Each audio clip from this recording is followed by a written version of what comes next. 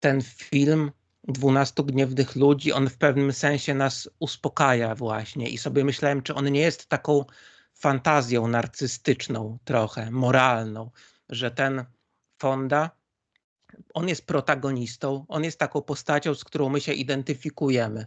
To znaczy my na jakimś poziomie możemy sobie pomyśleć, myślę, że wielu widzów tak to sobie wyobraża, że gdybym ja był w takiej sytuacji, gdybym ja był jednym z tych 12 ławników, to ja bym był jak ten Henry Fonda, ja bym bronił wartości. A powiedziałbym, że gdybyśmy mieli to przedstawić w ten sposób, raczej z zasad prawdopodobieństwa wynika, że my nie bylibyśmy tym Henrym Fondą. My bylibyśmy w gronie tych pozostałych 11 ławników. Mnie ten film przeraża już wystarczająco. Znaczy mnie przeraża prosty rachunek, tak? Znaczy 1 na 12 okazał się sprawiedliwy, tak? 1 na 12 ma wątpliwości, 1 na 12 mnoży te wątpliwości, 11 tego nie czyni. A co by się stało, gdyby, tak jak u Kajata, było 12 na 12, prawda?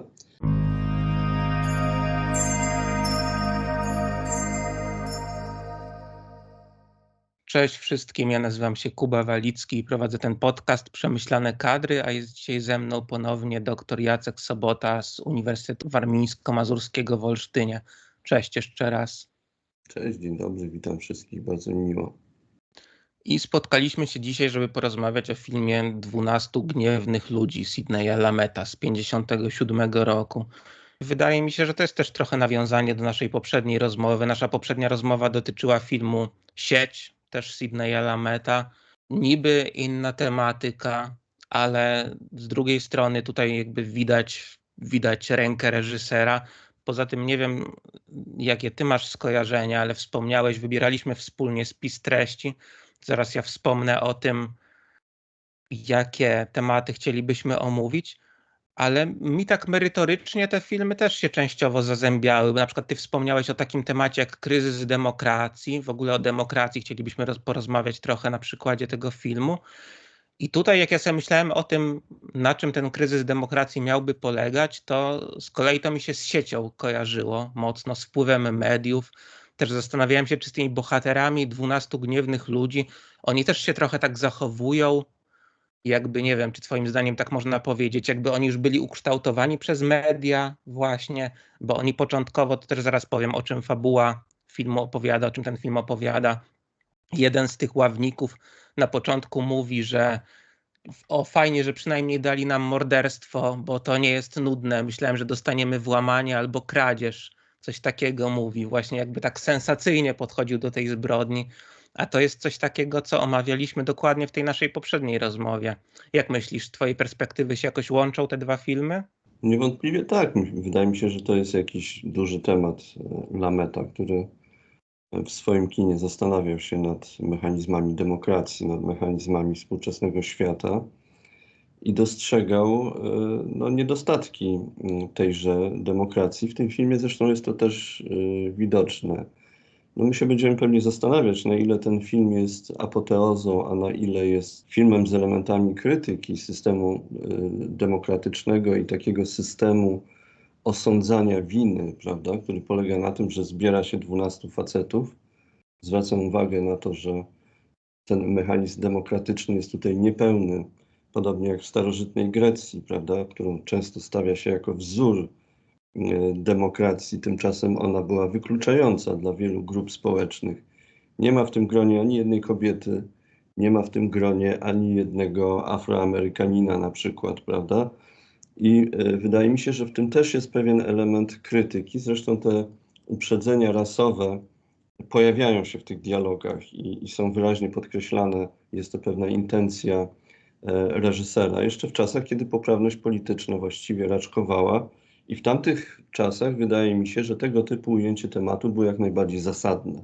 Dzisiaj wydaje mi się mniej zasadne, prawda? Znaczy poprawność polityczna staje się moim zdaniem jakimś rakiem takiej przesady jakby w przewrażliwieniu społecznym, który pożera sztukę, który pożera dyskurs publiczny.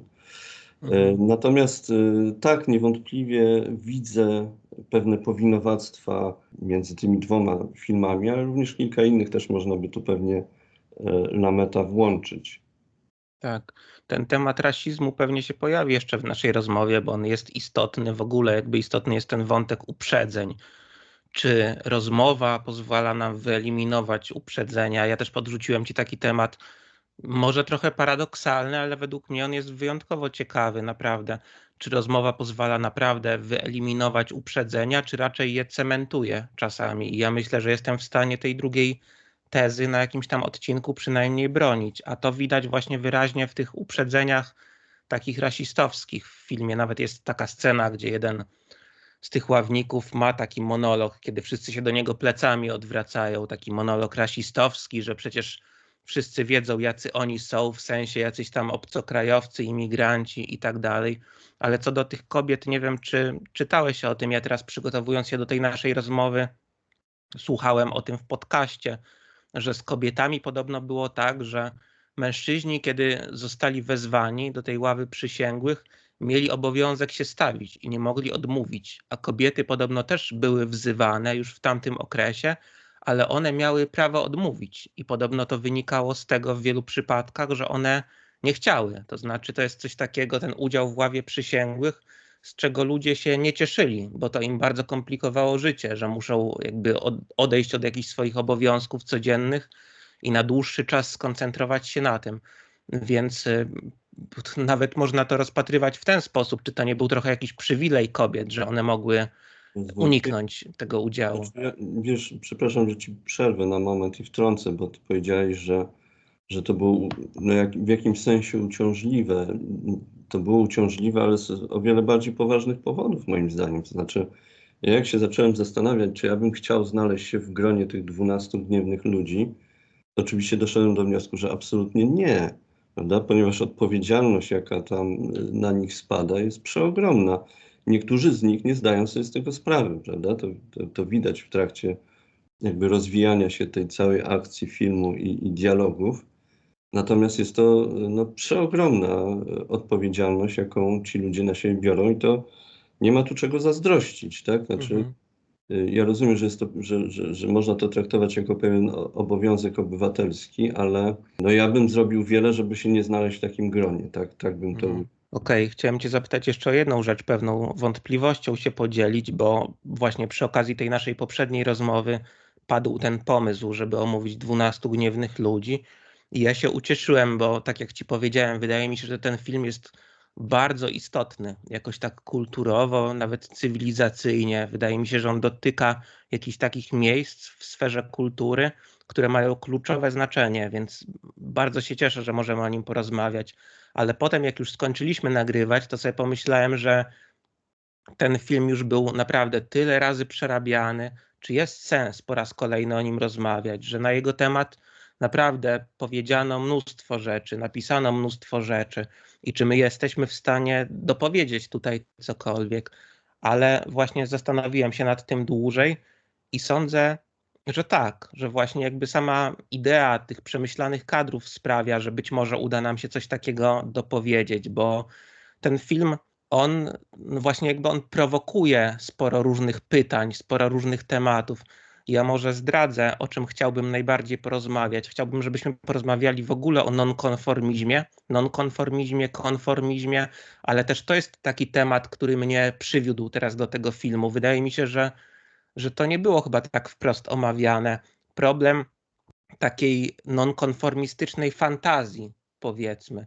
Co jeżeli ty sobie wyobrażasz, że ty jesteś jedynym sprawiedliwym właśnie, że ty masz taką świętą rację, której musisz bronić. To znaczy my tego głównego bohatera tutaj, Henry'ego Fondę, postrzegamy jako postać, tak mi się wydaje, taką jednoznacznie pozytywną. Ale ja sobie pomyślałem, że właśnie wczuwanie się w taką rolę, ono czasem bywa pozytywne, ale nie wiem, czy nie równie często ma jakieś negatywne konsekwencje. I to jest taki temat, który wydaje mi się, że chyba nie był jakoś za często omawiany w kontekście tego filmu i który fajnie byłoby poruszyć. Co myślisz o tym w ogóle? Czy jest tutaj cokolwiek do dopowiadania? No oczywiście, że tak. No, film mnie bardzo porusza to. Wczoraj obejrzałem ten film oczywiście na świeżo i znowu mi się podobał i pobudzał do myślenia, to co oznacza, że jest obrazem ciągle aktualnym, pomimo tego, że minęło 70 lat niemal od premiery. Odbiór filmu może być bardzo różny, bardzo osobisty, prawda? My możemy tu dokonać różnych nadinterpretacji. Możemy, no zresztą tak czynimy w naszych rozmowach, pójść bocznymi odnogami rozważań na temat przeróżnych aspektów współczesności, które korespondują z treścią tego filmu albo nie, albo są jakby w opozycji wobec niego. Natomiast ten trop, który ty podrzuciłeś, tych niebezpieczeństw związanych z nonkonformizmem, jest bardzo interesujący i świeży, także wydaje mi się to ciekawym tematem. Natomiast film jest rzeczywiście posągowy, prawda? Też tak wczoraj sobie pomyślałem, że to jest trochę tak, jakbyśmy zaczęli dyskutować nad wartością, nie wiem, estetyczną Damy z łasiczką mniej więcej, ponieważ jest to film, który jest pomnikowy po prostu już w tej chwili. A dlaczego on jest pomnikowy, to o tym też pewnie parę słów można by jeszcze powiedzieć. Tytułem wstępu ja bym powiedział tyle, że on robi na mnie ogromne wrażenie z tego powodu, nawet tak bardzo warsztatowo rzecz ujmując, że 1,5 godziny, bo ten film tyle trwa, prawda, 12 aktorów zamkniętych w pomieszczeniu, w którym nieustannie dzieje się akcja, potrafi reżyser na podstawie tak nikłych środków, dysponując tak małymi danymi, prawda, zainteresować, przykuć widza do ekranu, budować napięcie, a mało tego jeszcze formułuje bardzo ciekawe problemy natury etycznej, filozoficznej, prawnej, ogólnoludzkiej, antropologicznej, dotyczącej ludzkiej natury i tak dalej, i tak dalej. To wszystko jest upakowane w 1,5-godzinnym, krótkim filmie, prawda? Mhm. To jest ogromna umiejętność warsztatowa, którą moim zdaniem współcześni reżyserzy zatracili. Nie potrafią tego robić. Teraz filmy muszą trwać 3-4 godziny nawet, prawda? Ostatni film Scorsese 3,5 godziny. Niewiele się tam dzieje, zanudził mnie na śmierć. Natomiast Lamet nie, prawda? Lamet jest mistrzem budowania napięcia, opakowania tego w atrakcyjną formę.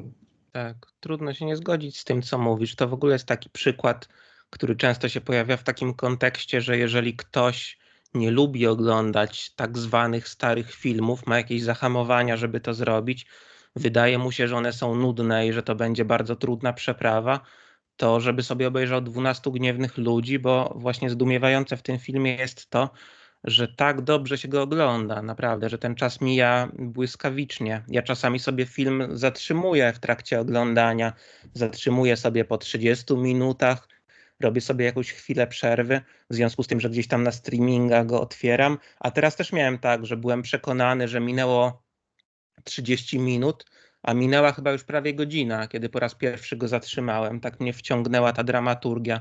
Ale chciałem dodać, że z tymi rzeczami, o których mówisz, ja się na pewno zgadzam, ale trochę tak przekornie chciałbym dzisiaj w rolę takiego trochę krytyka tego filmu wejść, bo to nie jest tak, że ja nie mam do niego zastrzeżeń i nawet powiedziałbym, ta dramaturgia to jest coś takiego, co na pewno bardzo doceniam, ale też czasami pojawia się takie sformułowanie, że ten film bazuje na konflikcie charakterów, który jest znakomity i z tym też trudno się nie zgodzić, ale pytanie, czy te charaktery naprawdę są tak świetnie napisane w każdym przypadku? Ja mam wątpliwości. Wydaje mi się, że tam jest trochę takich uproszczeń. Mało tego, nawet postać tego protagonisty, tego Henry'ego Fondy, ona też mnie irytowała w pewnym przypadku.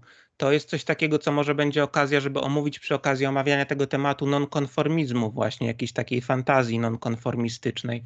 W każdym razie może zanim zaczniemy się skupiać na tych wątkach, to powiem, bo tutaj w zasadzie w 2 zdaniach wystarczy powiedzieć, że 12 gniewnych ludzi to jest film, który opowiada o tym, że młody chłopak zostaje oskarżony o morderstwo ojca. Chłopak ma 18 lat i spotykają się ławnicy po procesie, który jak się dowiadujemy nie był zbyt poważny w związku z tym, że ten chłopak miał jakiegoś tam obrońcę z urzędu, który chyba nie był zbyt zaangażowany w sprawę. Jest najgorętszy dzień lata, nie ma klimatyzacji. Ławnicy spotykają się w takiej sali, która jest klaustrofobiczna, to poczucie tej klaustrofobii rośnie i mają debatować, mają dyskutować, czy chłopak jest winny, czy nie. I muszą podjąć decyzję jednogłośnie. 12 ławników musi się ze sobą zgodzić. I prawie wszyscy ławnicy mają takie poczucie, to jest też znamienne, że to jest oczywista sprawa. Nad czym tu debatować, skoro to jest oczywiste? To po pierwsze. Po drugie, właśnie od pierwszych scen widzimy, że oni są jakby uprzedzeni. Mówią takie rzeczy, które świadczą o tych uprzedzeniach. Jeden z tych ławników nawet mówi coś takiego: karałbym tych gówniarzy, zanim zaczną podskakiwać. I widać, że jakby to jest przyczyna tego, że oni mają taki stosunek do chłopaka. Oprócz tego, właśnie tak jak już mówiliśmy, nie traktują sprawy zbyt poważnie, co widać. Jest jeden mężczyzna, który śpieszy się na mecz i cały czas ponagla pozostałych, bo chce wrócić do domu, i chociaż oni mają sądzić, czy chłopak jest winny, czy nie, mają zdecydować, a jemu grozi kara śmierci, kara na krześle elektrycznym, to oni traktują sprawę beztrosko. No i jest pierwsze głosowanie. 11 ławników orzeka, że chłopak jest winny, ale jeden z nich, właśnie ten główny bohater, którego gra Henry Fonda, podnosi rękę za tym, że chłopak jest niewinny. Pozostali go pytają, czy faktycznie on sądzi, że jest niewinny, a on twierdzi, że nie o to chodzi. Chodzi o to, że on ma wątpliwości po prostu i sądzi, że powinni potraktować sprawę poważnie, przedyskutować ją, zanim go wyślą na krzesło elektryczne. No i tutaj jakby zawiązuje się akcja. Reszta filmu dotyczy tego, że ci ławnicy dyskutują ze sobą i że stopniowo zmieniają się proporcje tego głosowania. Ten Henry Fonda, on jest jak ktoś taki, kto wkłada, ja tak to sobie wyobrażam, kij w szprychy trochę takiego porozumienia bezmyślnego na początku i który trochę dba o kulturę dyskusji, powiedzmy. Powstaje taka atmosfera, że każdy może wyrazić swoje zdanie, ale żeby faktycznie zaczęli się wymieniać argumentami. I w miarę tej dyskusji okazuje się, że zeznania świadków, te różne fakty, które były przywoływane w trakcie procesu, że one nie do końca się zazębiają, że jest dużo więcej wątpliwości. No i w trakcie procesu okazuje się, co jakiś czas robią kolejne głosowania i stopniowo coraz więcej osób przyłącza się do tego Henry'ego Fondy i coraz więcej osób jest przekonana, że chłopak jest niewinny.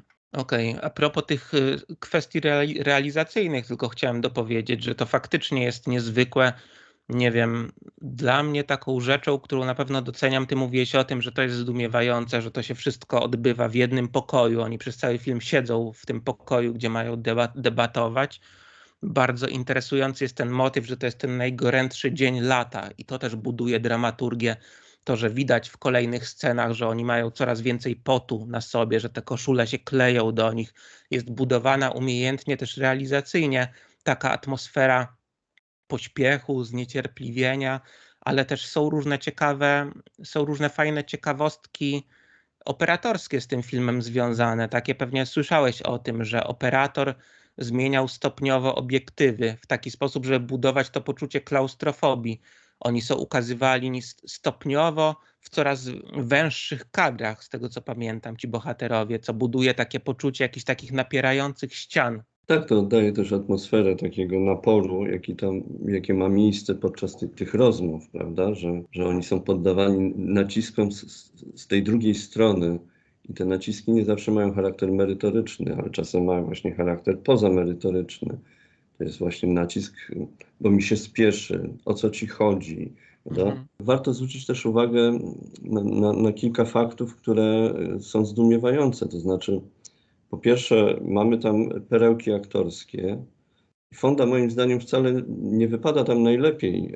Chyba Kopp wypada najlepiej, ten jego antagonista, który gra taką postać do samego końca upartą i w końcu on sam zostaje jakby jako ten, który uważa, że podsądny jest winny. Ma różne wewnętrzne konflikty, prawda, ale też pozostali również. Wydaje mi się, że każda z postaci tworzy jakiś mikrokosmos. To też jest niezwykłe w tak krótkim filmie, prawda, że każda postać została zarysowana jakoś, prawda, że ma jakieś cechy charakterystyczne. Oczywiście, że ten rysunek jest uproszczony, ale jeżeli używamy krótkiej formy, czy to w prozie, czy w kinie, to uproszczenie jest konieczne. I na tym polega umiejętność pewna warsztatowa. 2 maźnięciami pędzla, czy pióra, czy krótkimi ujęciami kamer zarysować charakter postaci w jakiś sposób. I to się udaje tutaj w sposób niezwykły moim zdaniem. Każda z tych postaci jest zindywidualizowana w jakiś sposób, prawda? Mamy tam faceta, który jest trochę zastraszony, przestraszony. Mamy faceta wywodzącego się ze slumsów, który ma kompleksy. Mamy trenera, który widać, że od razu pragnie przewodniczyć i przewodniczy tym obradom i robi to nieźle, pomimo że cały czas jest przekonany o winie podsądnego, tego chłopca, to zarazem porządkuje jakby to wszystko, prawda? Tam ucisza kogoś, potrafi przeprowadzić, jest taki zorganizowany, prawda? Mamy staruszka, który cierpi prawdopodobnie na brak uwagi i nagle staje się w centrum zainteresowania, ponieważ odkrywa niesłychanie ciekawe tropy i tak dalej, i tak dalej. Ciekawym faktem jest to, że żaden z tych aktorów nie dostał Oscara, że ten film nie dostał ani jednego Oscara, prawda? To jest przypadek taki dość podobny, wydaje mi się, do Obywatela Kane, innego arcydzieła, jeszcze wcześniejszego, które co prawda dostało jednego Oscara za scenariusz. Natomiast ani operator, który dokonywał tam rewolucji, podobnie zresztą jak w tym filmie, ani aktorzy, którzy znakomicie zagrali, nie zostali, nie dostali tej nagrody. Rozumiem to, o czym mówisz a propos szkicowania tych postaci. Rozumiem, że ten film jest krótki i że tak jest, że to jest trochę wymuszone okolicznościami, ale już o tym wspomniałem, że mi to w pewnym sensie przeszkadzało. No nie wiem, rozumiem z czego to wynika, ale nie uważasz, że część tych postaci, ona jest taka wręcz karykaturalna? Bo ci bohaterowie, o których wspomniałeś, no na przykład ten bankier, który jest właśnie taki zastraszony, cieszy się, że może kogoś tam jakimś dropsem poczęstować. Wszystko, co on mówi, to jakby jest takie bardzo neurotyczne. To jest takie aż przerysowane, aż karykaturalne. Ja się zastanawiałem, czy to musi w ten sposób wyglądać. Ten facet, który pracuje w agencji reklamowej, tak samo. Dostajemy tą taką interpretacją tej postaci od razu w twarz i to tak mocno, że on jest taki aż przesadnie taki głupkowaty, cały czas siedzi, szkicuje te produkty swoje. To jest w ogóle jedyny bohater, który, no to może akurat ma sens, który jest taki, widać, że on jest jak chorągiewka, bo on najpierw sądzi, że chłopak jest winny, potem zmienia głos na niewinny, potem znowu na winny pod wpływem jednego argumentu. Ale ja nie wiem, czy tak musi być, bo czasami ja oglądam jakieś krótkie filmy, gdzie jest wielu bohaterów i czasami wystarczy jakimś tam drobnym gestem, drobnym dialogiem zarysować tą sylwetkę bohatera, ale pozostawić tą sylwetkę taką otwartą, opartą na pewnych niedomówieniach. A tutaj jakby od pierwszych scen tych niedomówień nie ma, tylko ty widzisz, w ogóle nie musisz się zastanawiać, kim są ci bohaterowie. Reżyser ci mówi, kim oni są i to jeszcze mówi ci w taki dość toporny sposób, tak to odbierałem. I jednocześnie oni są tacy, nie wiem, jakby ja to tak odbierałem, że oni są po prostu przedstawieni jako część dekoracji, że jest powiedzmy ten Henry Fonda, jego głównym antagonistą jest, tak jak powiedziałeś, ten facet z tej firmy kurierskiej, jeśli dobrze pamiętam, a ta reszta to są wręcz takie jakieś komiksowe, karykaturalne postaci często, które po prostu są tłem takim wyrazistym. To znaczy, do pewnego stopnia pewnie masz rację, w tym sensie, że ja też miałem wrażenie, zresztą to jest jeden z punktów, który będziemy poruszać, więc nie chciałem tego rozszerzać, że momentami na przykład, i to trochę jest rażące, ale z drugiej strony jest to też element doskonałości scenariusza. To jest w ogóle temat na szerszy wywód, mi się wydaje, jak sztuka współdziała z rzeczywistością, w jaki sposób ją opisuje. Opisuje ją zawsze w przybliżony sposób, prawda? W sposób czasem karykaturalny. Czasem taka opowieść ma być przypowieścią, czyli ma być pewnym skróconym opisem rzeczywistości, a do tego trzeba przykrócić postacie. One mają mieć charakter symboliczny. I to się dzieje w tym filmie, prawda? Niewątpliwie. Być może ze szkodą dla rysunku postaci, ale gdyby te postacie, tak jak ty tego pragniesz, miały się rozwijać psychologicznie, gdyby miały być narysowane w pełni, to ten film musiałby trwać 7 godzin, a nie 1,5 godziny, prawda? Skrócona forma tego filmu, którą ja akurat sobie bardzo cenię, wymaga tego typu poświęcenia, wydaje mi się, ze strony reżysera. To znaczy, musi zarysować te postacie maźnięciami, krótkimi, prawda? To jedna rzecz. Druga rzecz, jest to wycinek z ich życia. ludzie, no znów nie będę wracał do tego teatru życia codziennego Goffmana, ale oni tu grają pewne role, prawda? I te role są jakby rozpisane. Oni są w ten sposób dostosowani do rzeczywistości i w takim otoczeniu zachowują się w taki, a nie inny sposób. Czy to oznacza, że oni są tacy zawsze? Niekoniecznie. To oznacza, że oni są tacy w tej sytuacji, prawda? Co oczywiście opowiada o nich pewną historię, o jakimś aspekcie ich osobowości, ale pewnie oprócz tego ten od reklam może być dobrym ojcem, może kochać zwierzęta, może robić różne inne rzeczy, prawda? Ale akurat w tej sytuacji zachowuje się tak, a nie inaczej. Ten zachowuje się w taki sposób, a nie inny. Ten ma uprzedzenia rasowe, być może wynikające z doświadczeń, nie wiem. Oni wszyscy są dość, znaczy wszyscy, no nie wszyscy, ale większość z nich jest dość uprzedzona, prawda? Rzeczywiście i te rasowe uprzedzenia tutaj wychodzą i przedustawnie wpływają na ich ocenę postaci, co nie powinno mieć miejsca, prawda? To kim jest, tam pada takie zdanie, kim jest oskarżony, nie ma żadnego znaczenia. Liczy się to, co zrobił albo nie zrobił. Koniec, kropka. Liczą się fakty. Tyle na razie bym chciał powiedzieć w obronie wobec tych zarzutów, które... Te zarzuty nie są bezpodstawne. One mają podstawę oczywiście. I czasami też mam takie wrażenie, że scenariusz jest skonstruowany tak, żeby działać na rzecz fabuły filmu, prawda? Ale no na tym polega film niestety, w odróżnieniu od rzeczywistości, która nas otacza, a w której nie ma za wiele sensu i wszystko dzieje się przypadkowo, niezbornie i chaotycznie, to tutaj wszystko musi być zazębione jak w zegarku, prawda? I czasem rzeczywiście i te postacie są dostosowane do fabuły, i wydarzenia są dostosowane. Nagle sobie ktoś coś przypomina, a ona ma tutaj dołek, prawda? Trochę to razi oczywiście, że to tak idealnie wszystko współgra, no ale takie są wymogi formalne moim zdaniem tego rodzaju filmów. Rozumiem. Tak, no to pewnie jest najważniejsza sprawa, żeby oceniać ten film jakby zgodnie z takimi kryteriami, które pasują do jego oceny. Wydaje mi się, że to, co powiedziałeś, że być może można go traktować jako pewną przypowieść, że to ma Tak. kluczowe znaczenie. Trzeba pamiętać w ogóle, bo o tym nie powiedzieliśmy, że ten film powstał na podstawie przedstawienia teatralnego.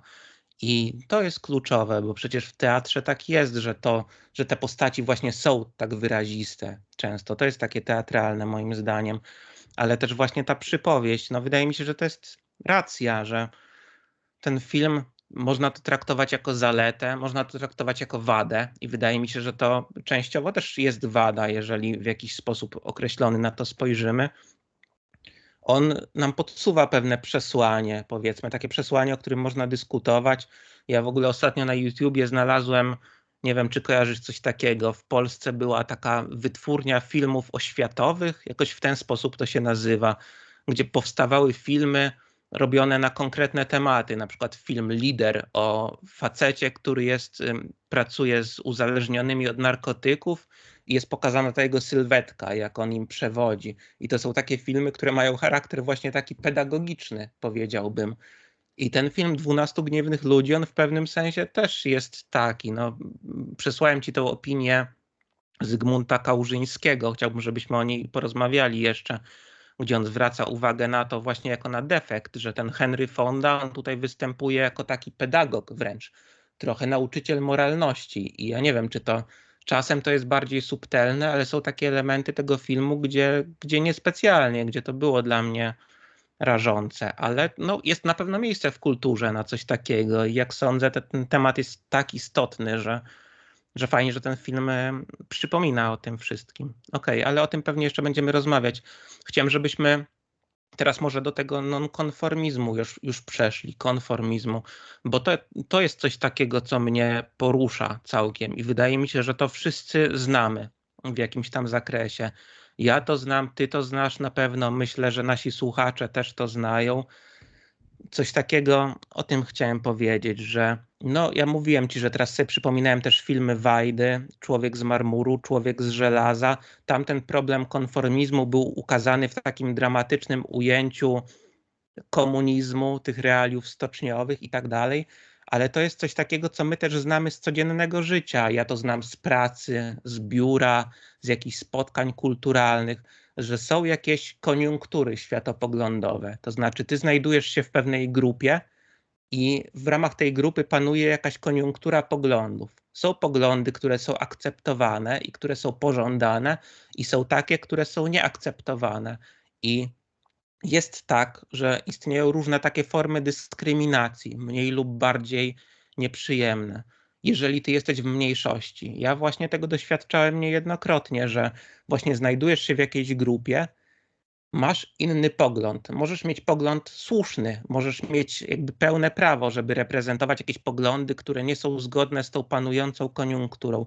Ale jest coś takiego, że jeżeli ty jesteś w mniejszości, masz takie poglądy, które jakby nie są promowane w danych okolicznościach, to wyrażenie tych poglądów wiąże się z jakimiś nieprzyjemnościami, że ty wiesz, ty nawet wyczuwasz, zanim się odezwiesz, że jeżeli przedstawisz określone stanowisko, to spotkasz się z jakąś tam formą ostracyzmu społecznego, że wypowiedzenie tych poglądów będzie się wiązało z jakimiś nieprzyjemnościami, takimi emocjonalnymi, psychologicznymi i tak dalej.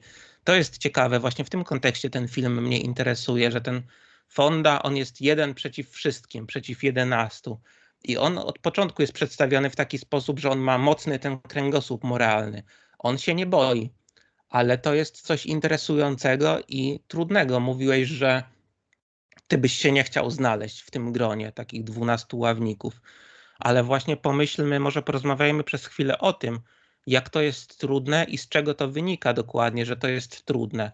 Że ty jesteś sam przeciwko 11, masz zabrać głos i jeszcze wiesz, że jeżeli wyrazisz opinię niezgodną z tym panującym poglądem, to spotkasz się z jakimiś nieprzyjemnościami. No, to jest bardzo nieprzyjemna, nieprzyjemna sytuacja. Natomiast ja mówiłem o tym w nieco innym kontekście, że nie chciałbym się tam znaleźć ze względu na odpowiedzialność, jaką ci ludzie, mówię, no nie zawsze zdając sobie z tego sprawę, na sobie mają, prawda? To jest odpowiedzialność za ludzkie życie.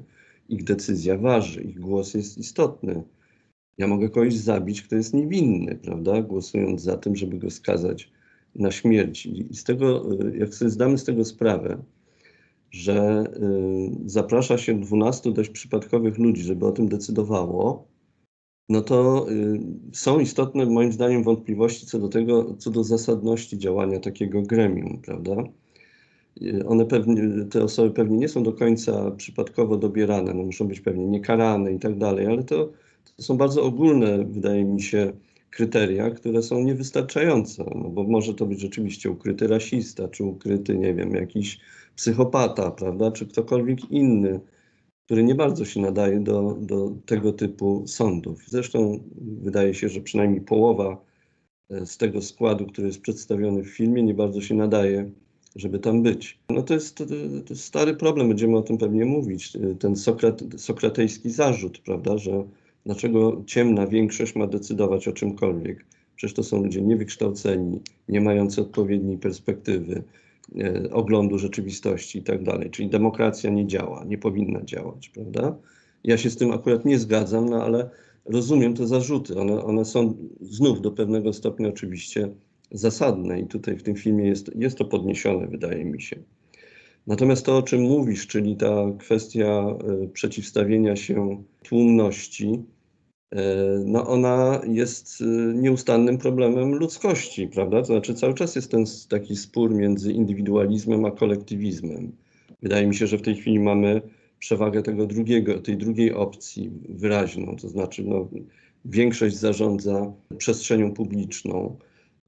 No, na tym polega popkultura, media masowe, prawda? Ten przymiotnik masowy cały czas występuje.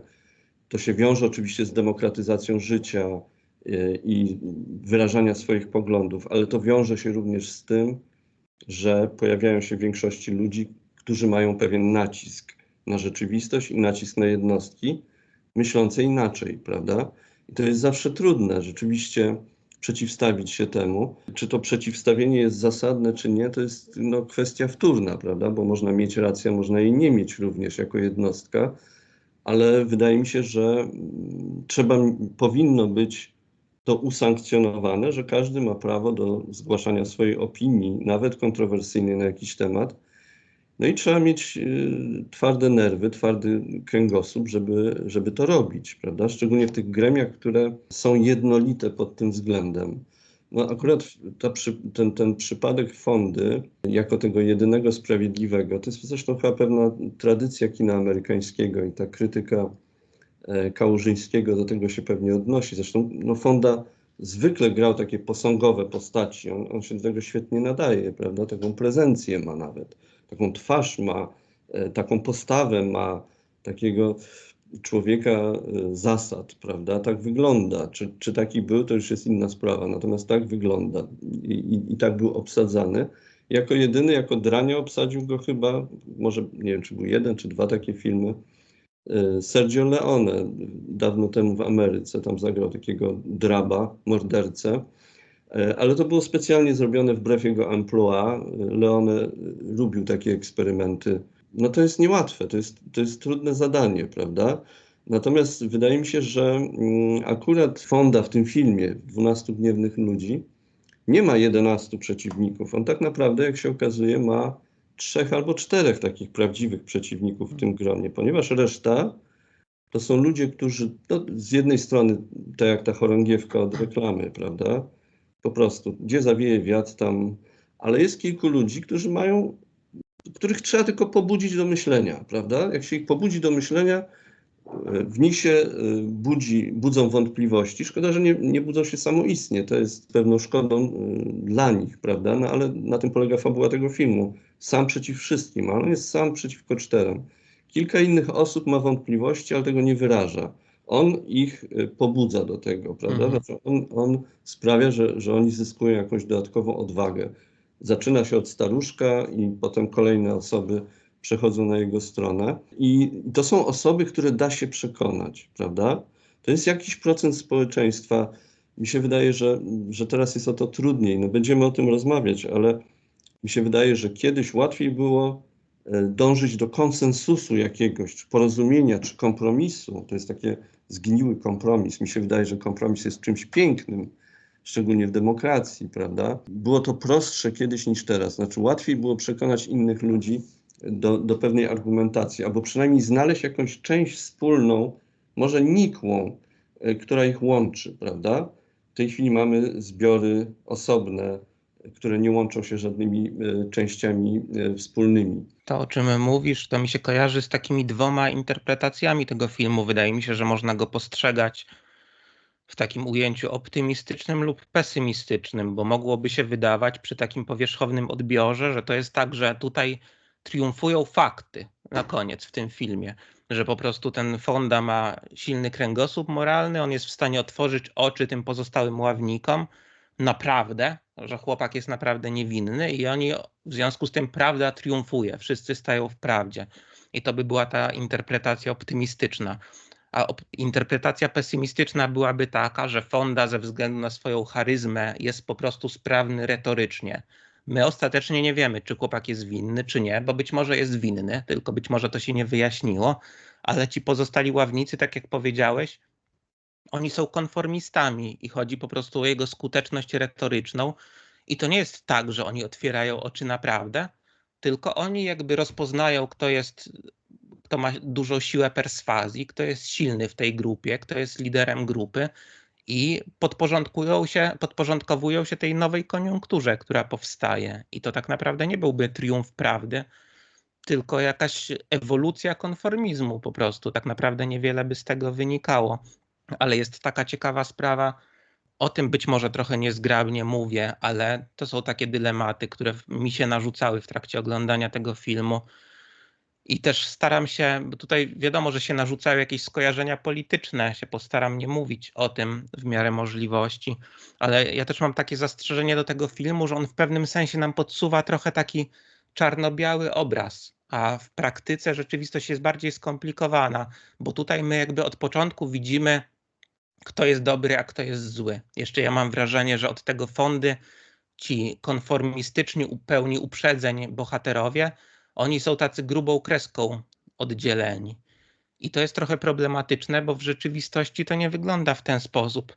Ja sobie myślę o tym, to jest być może taki paradoks i być może ten paradoks dlatego moją uwagę przykuwa, bo ja mam sporo doświadczeń tego typu, że takie środowiska, takie grupy ludzi, które są liberalne mocno, które się definiują jako liberalne, potrafią być bardzo mocno dyskryminacyjne. I właśnie taka atmosfera, jak ta atmosfera tutaj w tym filmie, wytwarzanie takiej atmosfery, że na pewne poglądy nie ma przyzwolenia i że jak ty je wyartykułujesz, to się spotkasz z jakimiś nieprzyjemnościami, one mi się mocno kojarzą właśnie z takimi liberalnymi środowiskami, z takimi, że masz taką grupę ludzi, którzy właśnie to nie jest tak, że oni są pełni uprzedzeń, że oni są rasistowscy.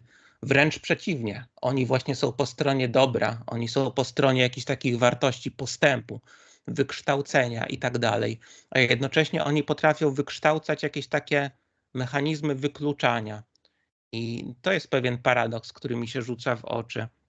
Chciałem zapytać właśnie, co myślisz o tym, że w praktyce to jest tak dezorientujące, że ty w praktyce mógłbyś mieć ławę oskarżonych złożoną z 11 takich fondów, którzy by reprezentowali teoretycznie wartości określone, ale też mogliby działać w jakiś dyskryminacyjny sposób i wciąż chodziłoby o to, kto jest z większością, a kto jest w mniejszości. I wciąż chodziłoby o to, czy ty masz prawo po prostu wyrażać jakiś inny pogląd, nawet jeżeli ten twój pogląd jest kontrowersyjny, powiedzmy.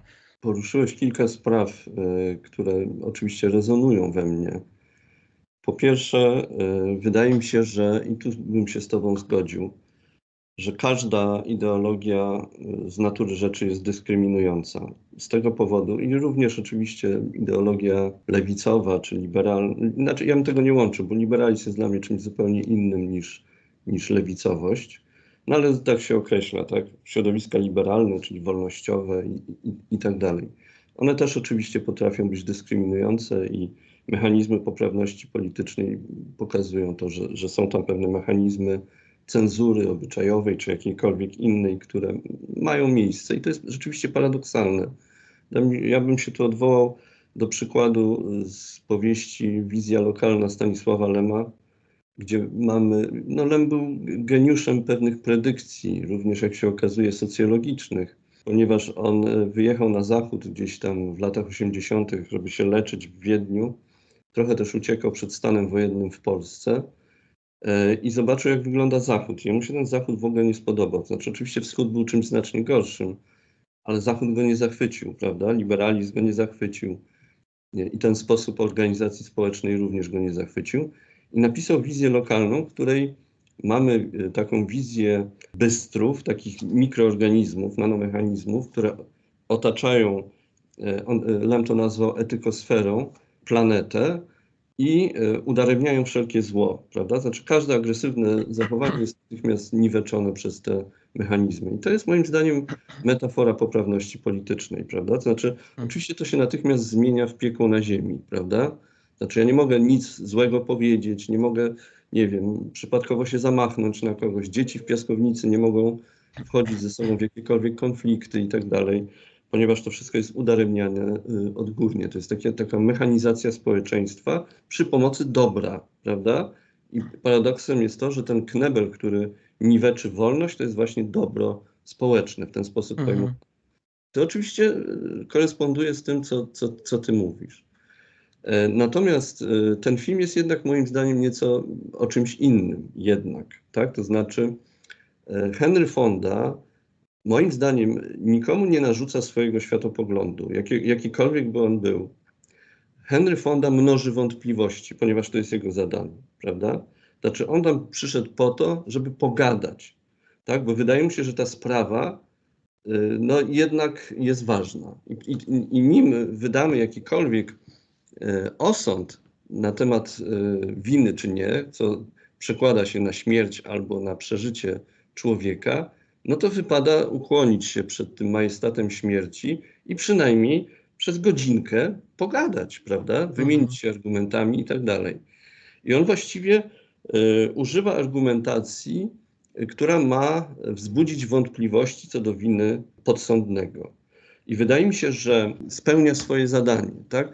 Znaczy ty mówisz, że pewien pesymizm polega tego filmu na tym, że retorycznie można przekonać ludzi nie do prawdy, tylko do jakiejś wizji, która nie ma nic z prawdą wspólnego. I to jest jakiś tam pesymizm. Dla mnie jednak o wiele bardziej pesymistycznym rezultatem tego filmu jest to, że co by się stało, gdyby tam nie było tego fondy, prawda? Bo on się tam znalazł przypadkowo, a mógł się tam znaleźć 12 taki sam facet jak ta cała reszta. Albo uprzedzony, albo obojętny, albo nieśmiały, prawda? I podlegający wpływom. I nie byłoby żadnej dyskusji, tylko byłoby głosowanie.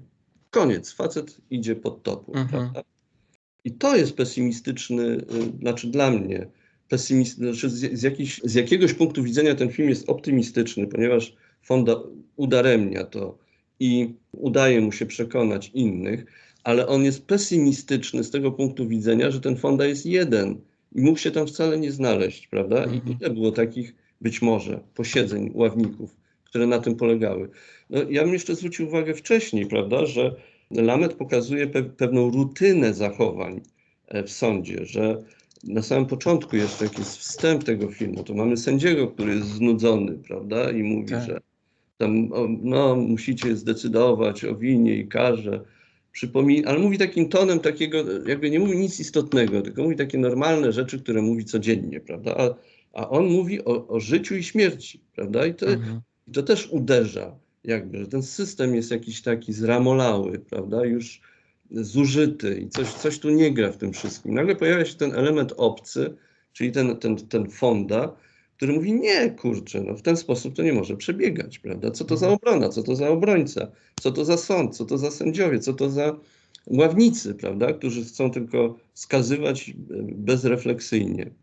Ale to jest właśnie z tego punktu widzenia bardzo pesymistyczny obraz wymiaru sprawiedliwości, prawda, z tego punktu widzenia.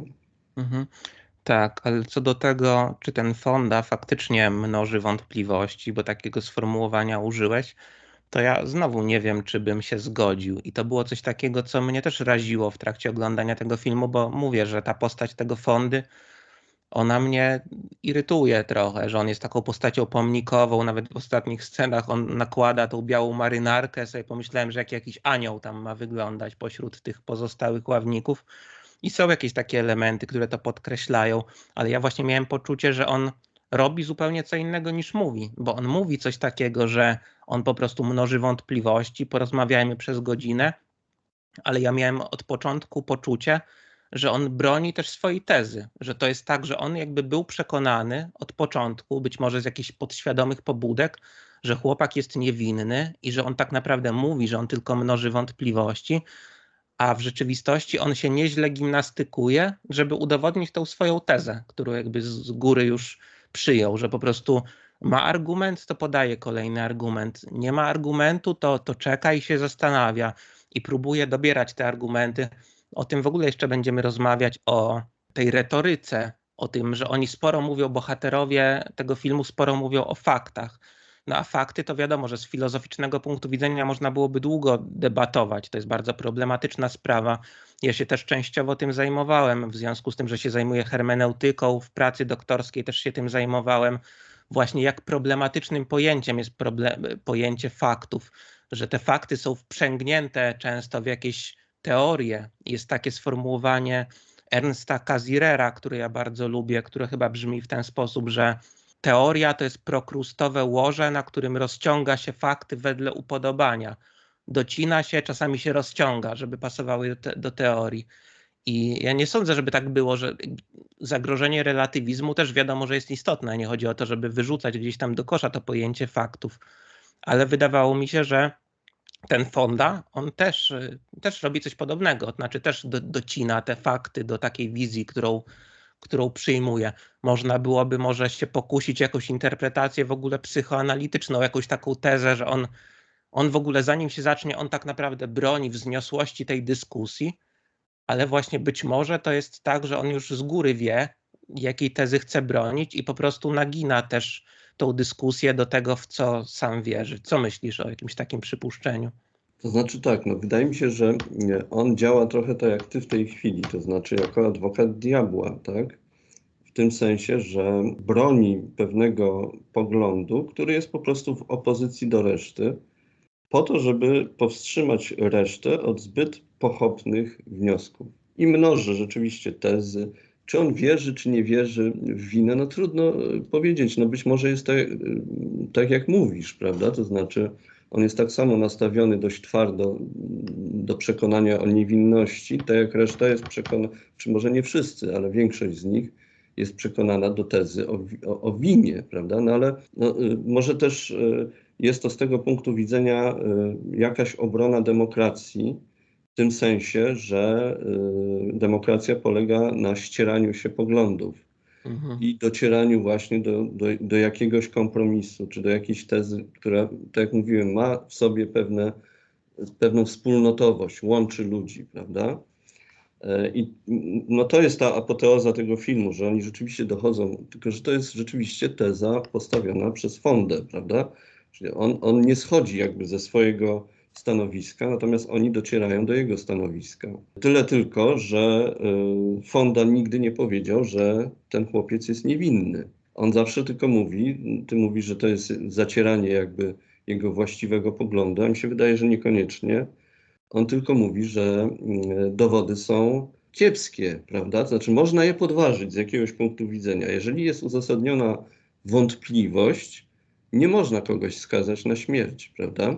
I to jest podstawa działania systemu prawnego europejskiego, amerykańskiego, w ogóle w krajach demokratycznych. Wielki wynalazek moim zdaniem, prawda? Że nie trzeba udowadniać swojej niewinności, że wystarczy, że istnieją jakieś uzasadnione wątpliwości co do przewodu sądowego, czy do dowodów i tak dalej. I okej, i wtedy ten człowiek powinien zostać uniewinniony, nawet jeżeli być może realnie, zgodnie z faktami, jest winny, prawda?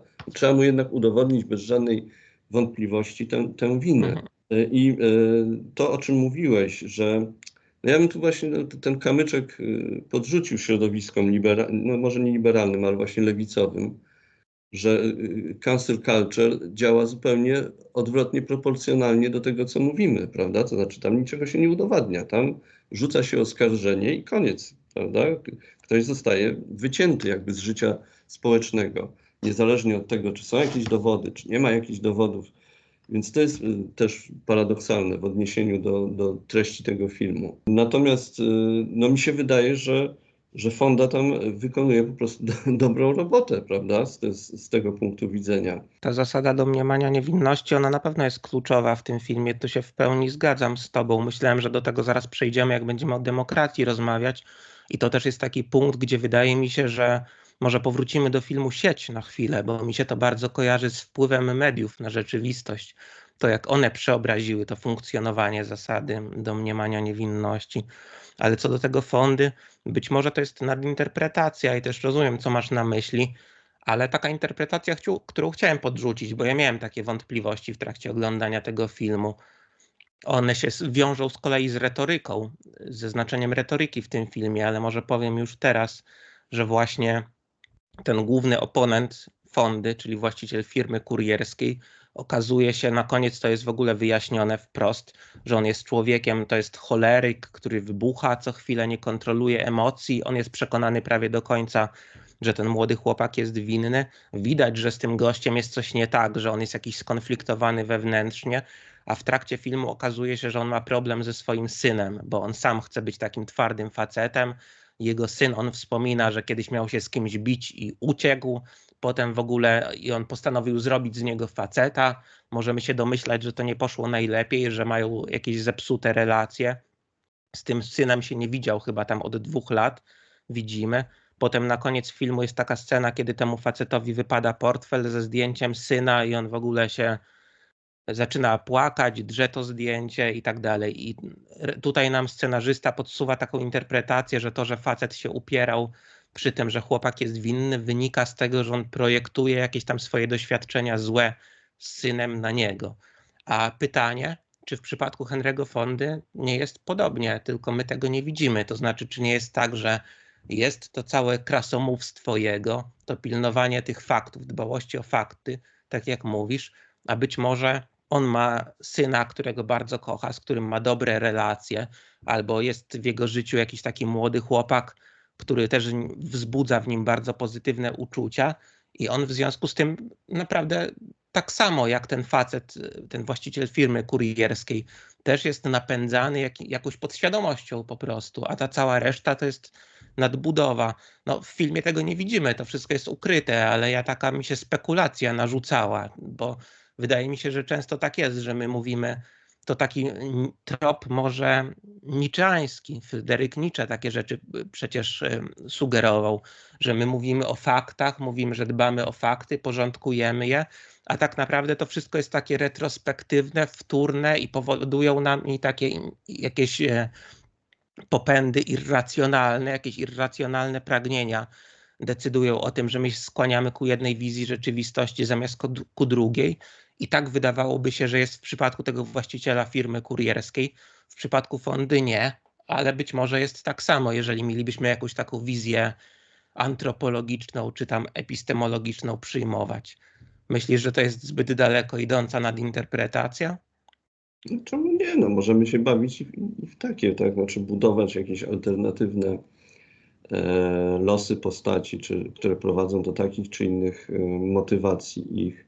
Niewątpliwie motywacje skądś się biorą. I losy, zresztą mi się wydaje, że to też jest ciekawą cechą tego filmu, że te postacie są bronione jakoś psychologicznie, prawda? Że ich uprzedzenia nie biorą się znikąd, że biorą się stąd, że być może mieli jakieś takie dzieciństwo, tak, zostali wychowani. I to jest gdzieś tam sugerowane właśnie, szczególnie w przypadku tej postaci, tego głównego opozycjonisty, który w końcu się łamie, płacze i nagle widzimy jego ludzkie oblicze, prawda? I sam Fonda, jak ten anioł się, zostawmy przy tym porównaniu, się nad nim pochyla i dochodzi do jakiejś formy szorstkiego pojednania między nimi. Szorstkiego, bo bez słów. On po prostu podaje płaszcz, prawda, czy marynarkę. I to wszystko. I te postacie są bronione jakoś tam psychologicznie. One nawet jeżeli są pokazane jako złe, to zło nie bierze się znikąd.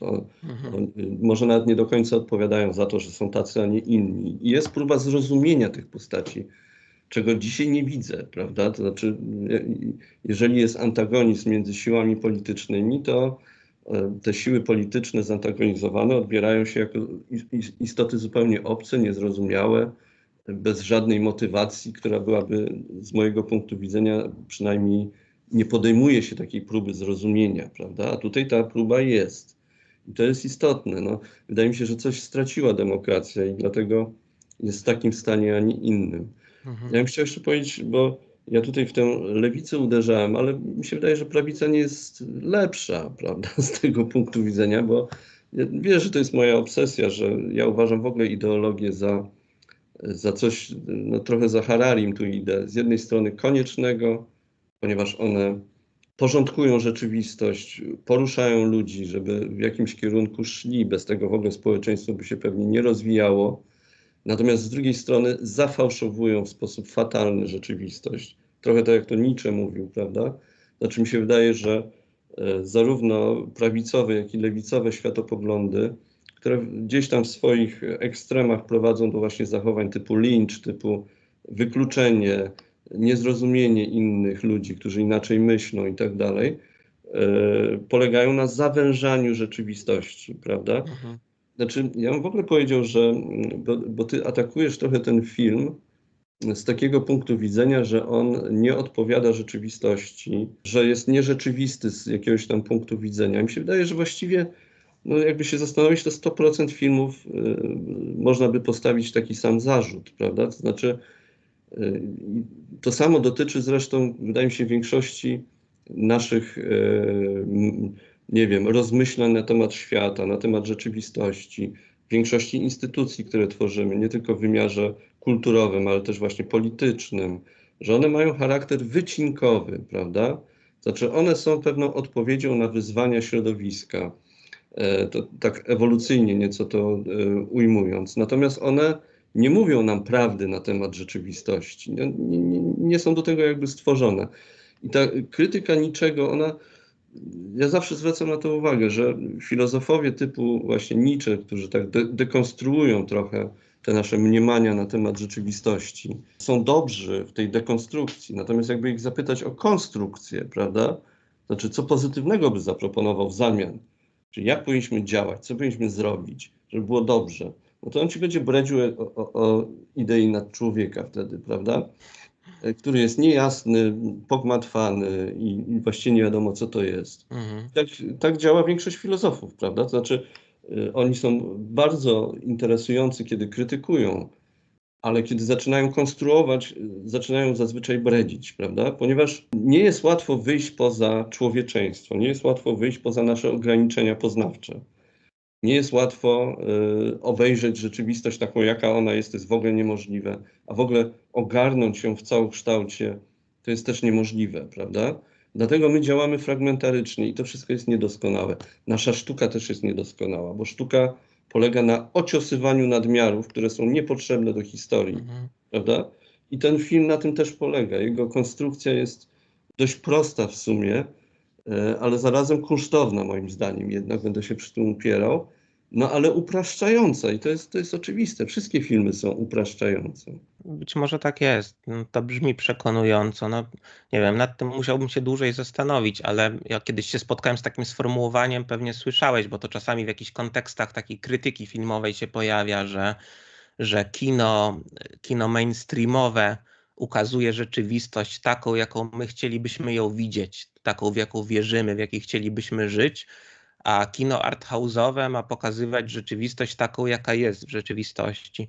A to jest ewidentnie nieprawda według mnie i to jest też, to się rzuca w oczy, że właśnie jeden typ kina i drugi stylizuje rzeczywistość, prawda? I takie kino arthouse'owe, ono bardzo potrafi stylizować rzeczywistość. Nawet pamiętam, że się spotkałem z takim sformułowaniem, że w kinie arthouse'owym no, często masz mnóstwo przesady. No, jak masz tam na przykład w brytyjskim kinie obyczajowym, ja kiedyś byłem bardzo wciągnięty w to, w Kena Loacha, Mike'a Lee, cały czas ich doceniam, ale jest to określenie kitchen sink cinema. Masz czasami jakieś takie te patologiczne mieszkania, jakieś zapleśniałe zlewy i sobie pomyślałem, że czasami takie zapleśniałe zlewy w tych mieszkaniach jakiejś tam klasy robotniczej, to jest odpowiednik w kinie arthouse'owym jakichś wybuchów samochodów w kinie Michaela Beya, że każdy ma to, co lubi, prawda? I każdy się koncentruje na jakichś takich elementach i z tych cegiełek ten swój świat buduje.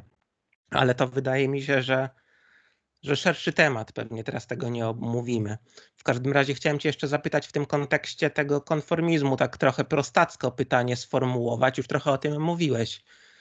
Ale chciałem zapytać, czy jakby wniosek z tego, o czym mówimy, o czym rozmawiamy w takim kontekście znaczenia demokracji, jest taki, że ludzie są konformistami? Myślisz, że można tak powiedzieć, że ten film też nam sugeruje coś takiego?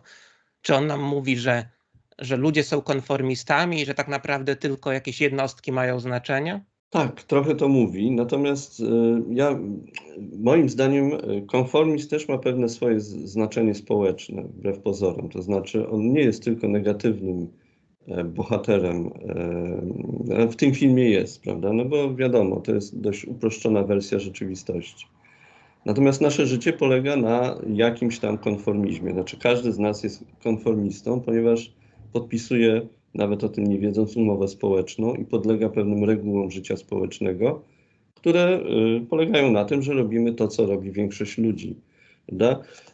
Konformizm moim zdaniem jest pewnym rozwiązaniem ewolucyjnym po prostu. To znaczy człowiek jest istotą stadną, wywodzimy się od małp, które są istotami stadnymi, żyją w społecznościach, gdzie są pewne stratyfikacje społeczne, ściśle określone, które trudno jest przełamać.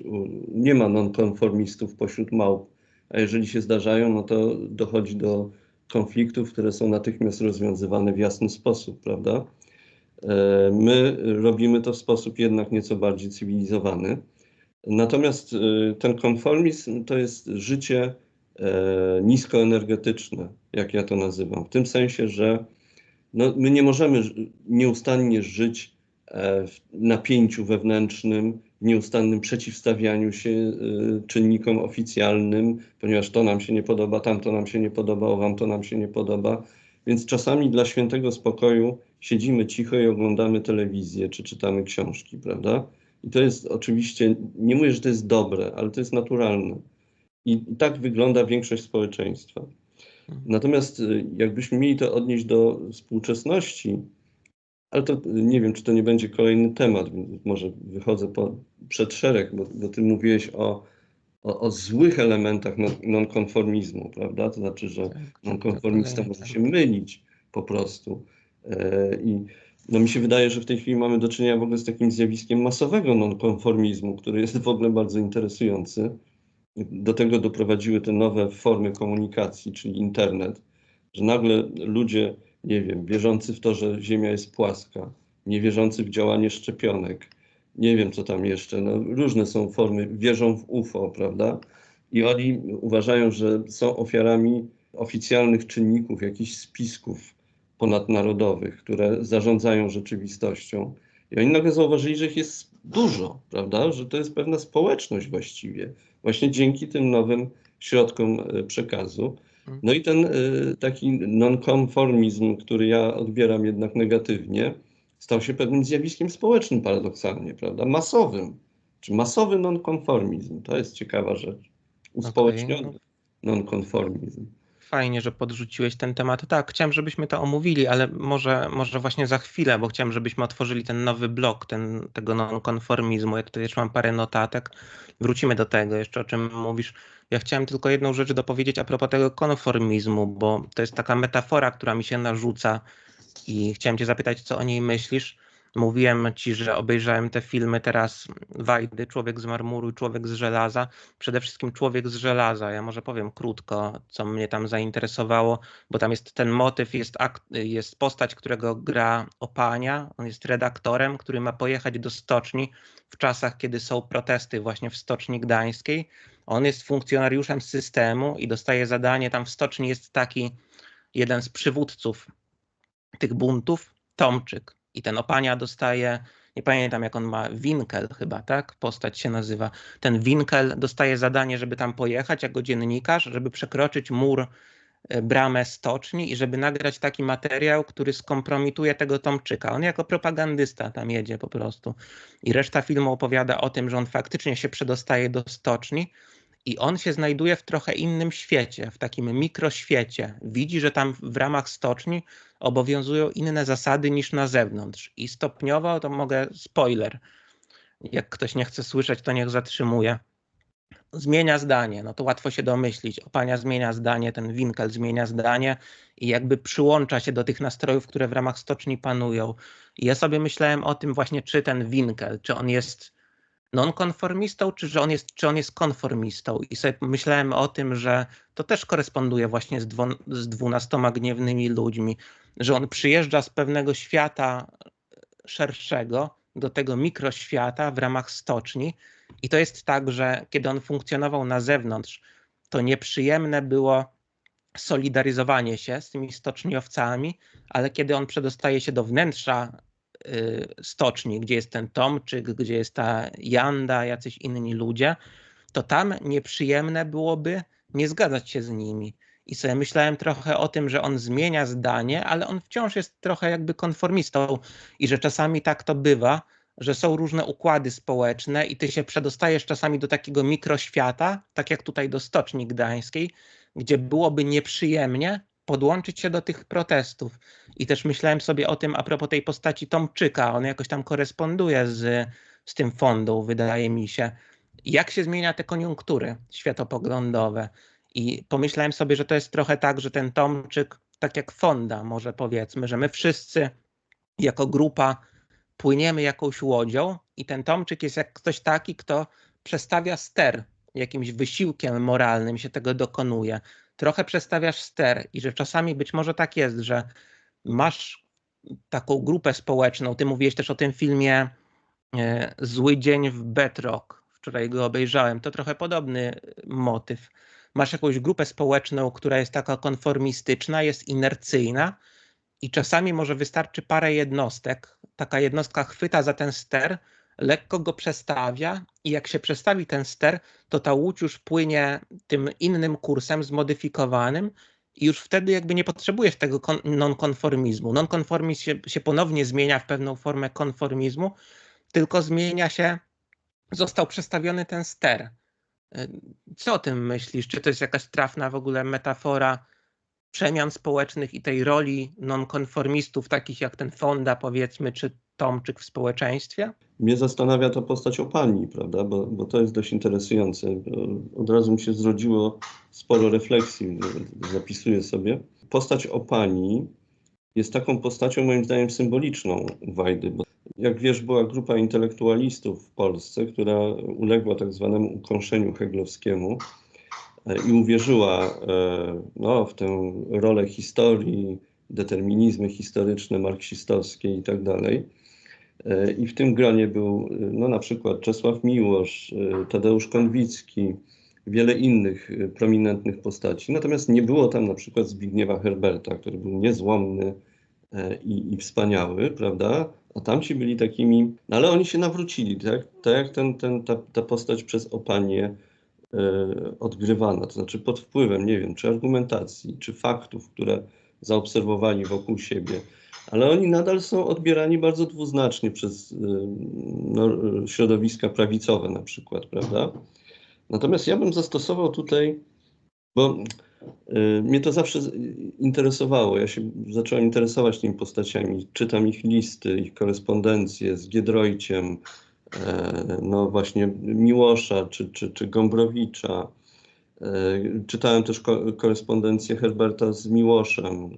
W pewnym momencie oni się strasznie skonfliktowali ze sobą. Gdzieś tam, już jak osiągnęliśmy wolność, prawda? Wyszliśmy z tych kazamatów, jak to się mówi, komunizmu. Na ile tutaj można by zastosować psychoanalizę też? Bo to znaczy, na ile to jest zasługa tych postaci, czy wina tych postaci, że się w taki sposób zachowywali, a nie inne?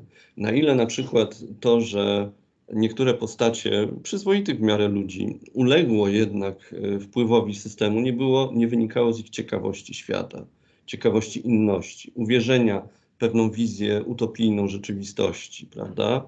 A potem nagle przejrzeli na oczy.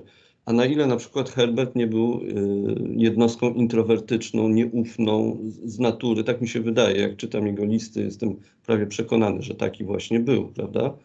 Nieufną, konfliktową i dlatego nie dał się łatwo jakby przerobić komunistą i nie poszedł na ten lep. Czy to jest jego zasługa? Czy to jest kwestia jego konstrukcji psychicznej? Ja czytałem też taki tekst Kapuścińskiego o Orwellu, prawda, że Orwell też był tak, on był socjalistą, ale on nigdy nie uległ wpływowi komunizmu. Kapuściński utrzymywał, że to z tego powodu, że Orwell był introwertykiem, prawda? Nie był wpływowy po prostu. To wynikało jakby z kolczastości jego charakteru. Jeszcze jedno skojarzenie, które mi przyszło, biblijne, prawda? To znaczy słynne przypowieść o synu marnotrawnym albo o owieczce zagubionej, prawda? Zawsze się zastanawiałem, nie wiem, czy ty się zastanawiałeś nad tym, dlaczego ten syn marnotrawny właściwie jest ważniejszy niż ten syn, który został, prawda? Albo dlaczego owieczka zagubiona jest ważniejsza niż całe stado tychże owieczek. I doszedłem do wniosku, że z pewnego punktu widzenia ten syn marnotrawny jest ciekawszą postacią, znaczy z punktu widzenia Boga, powiedzmy, prawda? Ponieważ on zaznał życia, przeciwstawił się ojcu, poszedł w świat, ale wrócił, tak? To znaczy zaczął szukać tych wartości, wiedząc, że istnieją inne wartości. Syn, który został, nic nie wie o świecie, prawda? Nie jest zbuntowany, nigdy nie zaznał czegoś takiego jak bunt, nigdy nie był ciekaw rzeczywistości. I właściwie on nie wybiera, tylko zostaje, prawda? Mi się zawsze to trochę z Herberta, ja nie chcę krytykować Herberta, uwielbiam jego poezję, to był wielki pisarz, bardzo ciekawa postać, ale dla mnie Herbert jest trochę takim synem, który został. To znaczy, no oczywiście dobrze, że nie dał się nawrócić na zło komunizmu, ale z drugiej strony tamte postacie, które się nawróciły i wróciły, prawda, wydają mi się jakby ciekawsze. To są właśnie ci synowie marnotrawni z tego punktu widzenia. Jeszcze jedna rzecz, o której chciałem powiedzieć, ale to już z innej beczki trochę. Bo ty mówiłeś, że jeden konformizm zmienia się w inny konformizm. Czyli najpierw sprzeciwia się tej rzeczywistości coś, prawda? Jakaś jednostka, wprowadza się nowy porządek i ten nowy porządek też kostnieje jakby, prawda? Czy zamraża się. I rzeczywiście coś w tym jest, ponieważ no, mi się to kojarzy znowu z Orwellem. Ja czytałem jego relacje z wojny hiszpańskiej, on tam uczestniczył. i przeciwstawił się w pewnym momencie, no stąd się wziął rok 1984, bo on zobaczył tam w Hiszpanii, co komuniści wyprawiają, prawda? Bo oni zaczęli mordować działaczy z innych lewicowych opcji, którzy się przeciwstawili Franco. I Orwell zobaczył, czym jest komunizm wtedy, a jako człowiek uczciwy no, opisał to po prostu później w swoich antyutopiach. Orwell opisuje taki ciekawy przypadek, to znaczy uczestniczył w tej wojnie, był w Barcelonie bodajże i w Barcelonie były niesamowite nastroje rewolucyjne. Czerwone flagi, tam, miasto przeciwstawia się generałowi Franco, przeciwstawia się imperializmowi itd., itd. I wraca tam po miesiącu czy po dwóch. I nagle zauważył, że to wszystko się wycofało, tak? Znaczy Barcelona znowu jest tym samym miastem, którym było 2 lata wcześniej. Że ten cały zryw przestał być atrakcyjny z jakiegoś punktu widzenia. On tak to odbierał, prawda? Że pojawiła się znowu rutyna, że pewne mechanizmy znów zaczynają spod tych rewolucyjnych wzmożeń wychodzić na wierzch, prawda? Te stare nawyki. I to potwierdza no, tę moją tezę o takiej inercyjności człowieczeństwa, prawda? Społeczeństwa. Ta inercyjność może przebiegać na różnych poziomach i może przyjmować jako swoją codzienność różne ideologie, prawda? Również te takie, mówię, no właśnie bardzo świetliste, ale inercyjność ta powoduje, że one są mechaniczne, tak? To znaczy one nie są tak naprawdę przeżywane przez większość społeczeństwa. One służą jako, no tu też można się odwoływać do Niczego i do jego mechanizmu takiego resentymentu, prawda, o którym on dużo pisał, bardzo ciekawie zresztą, że te ideologie w pewnym momencie służą jako mimikra do ukrycia się, tak? To znaczy ja mogę głosić różne hasła, ale to, co ja myślę wewnątrz, to jest coś zupełnie innego. I tutaj podobnie to chyba działa na takiej zasadzie. Dobra, to jesteśmy z powrotem po krótkiej przerwie w nowym wydaniu, w nowym otoczeniu. Przepraszamy za te stukania tam na zewnątrz, ale wracamy do tematu. Ja chciałem tylko dopowiedzieć krótko do tego, o czym powiedziałeś, o tym Herbercie. Tak sobie myślę, że nie chcę, żeby to brzmiało jakoś tak nihilistycznie, bo to nie jest do końca prawda. W ogóle zaletą tego filmu, ogromną moim zdaniem, 12 gniewnych ludzi, jest to, że on opowiada o tym, że się powinno bronić pewnych wartości właśnie, o tym, że te wartości mogą być realne, ale a propos tego oporu społecznego, a propos tego Herberta, to chyba jest coś takiego, że czasami to, czy my się znaleźliśmy po dobrej stronie, czy nie, że za to odpowiadają pewne przypadki. To znaczy właśnie ty sobie możesz dorobić jakąś mitologię do tego, że wiedziałeś od początku, co jest dobre, a co nie, ale my też jesteśmy popychani przez jakieś czynniki zewnętrzne, wewnętrzne czasami.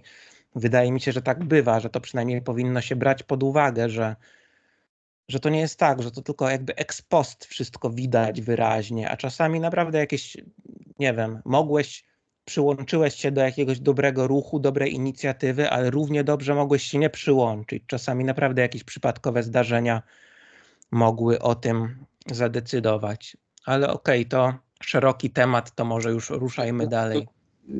Jedną Tak? uwagę do tego, to znaczy oczywiście w znacznej mierze masz rację, to znaczy decyduje o tym rodzina na przykład, wychowanie, prawda, w jakiej rodzinie przyszedłeś na świat, kogo poznałeś, co zobaczyłeś, co przeżyłeś, to wszystko warunkuje twoje życie, tylko jak już przyjmujesz jakieś stanowisko światopoglądowe, to warto zawsze rozejrzeć się wokół siebie, czy ta opcja, w którą zainwestowałeś, nie przekracza pewnych istotnych granic, prawda? Znaczy tam, gdzie ceną jest ludzkie życie, nieszczęście i tak dalej, no tego nie da się wytłumaczyć żadną miarą, jakimiś nadrzędnymi okolicznościami, prawda? Znaczy nie da się tego usprawiedliwić. Oczywiście ideologie mają to do siebie, że zawsze usprawiedliwiają wszystko większym dobrem, prawda? Albo mniejszym złem. No to są takie określenia często używane w takiej sytuacji.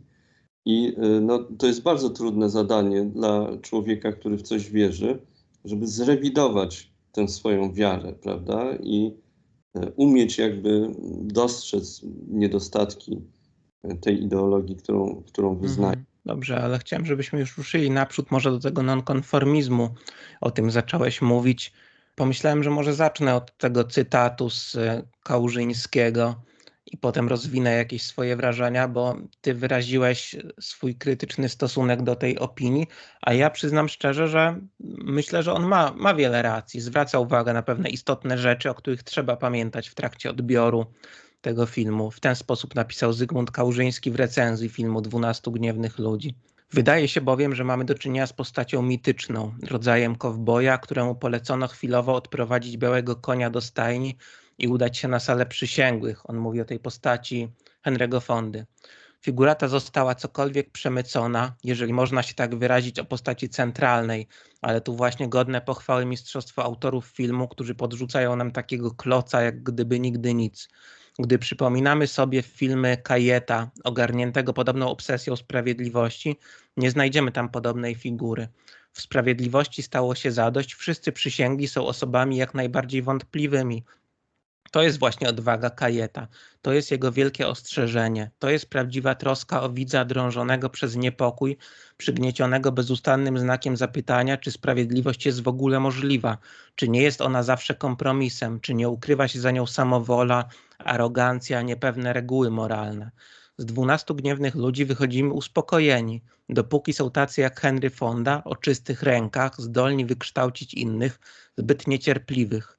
Kajet pokazuje, że czystych rąk nie ma nikt. W dodatku podaje on bezwzględnej dyskusji system ławy przysięgłych, który, powiedzmy to sobie otwarcie, 12 gniewnych ludzi z zaufaniem aprobuje i nawet więcej. Jest to wręcz film propagandowy za jurysdykcją jurorystyczną. W ten sposób napisał Kałużyński. I wiem, że on miał taki styl pisania, taki przekorny i to jest tak, że jakby ta recenzja, ona w całości jest pozytywna i Kałużyński zachęca do obejrzenia tego filmu jak najbardziej, ale to jest taki trop, który wydaje mi się interesujący, bo ja też miałem takie wrażenie, że ten film 12 gniewnych ludzi, on w pewnym sensie nas uspokaja właśnie i sobie myślałem, czy on nie jest taką fantazją narcystyczną trochę, moralną, że ten Fonda, on jest protagonistą, on jest taką postacią, z którą my się identyfikujemy. To znaczy my na jakimś poziomie możemy sobie pomyśleć, myślę, że wielu widzów tak to sobie wyobraża, że gdybym ja był w takiej sytuacji, gdybym ja był jednym z tych 12 ławników, to ja bym był jak ten Henry Fonda, ja bym bronił wartości. Wydaje mi się, że to się nam narzuca. Mało tego, jest tak, że on trochę jest po jednej stronie barykady, a właśnie tak jak powiedziałem wcześniej, ci pozostali ławnicy, oni są po drugiej stronie barykady, oni są tacy mocno oddzieleni od niego. A powiedziałbym, że gdybyśmy mieli to przedstawić w ten sposób, raczej z zasad prawdopodobieństwa wynika, że my nie bylibyśmy tym Henrym Fondą. My bylibyśmy w gronie tych pozostałych 11 ławników. W związku z tym, że wszyscy nosimy w sobie jakieś takie instynkty konformistyczne, to jest naturalny instynkt, że próbujemy się dostosować do grupy, że pewne rzeczy wydają nam się oczywiste właśnie.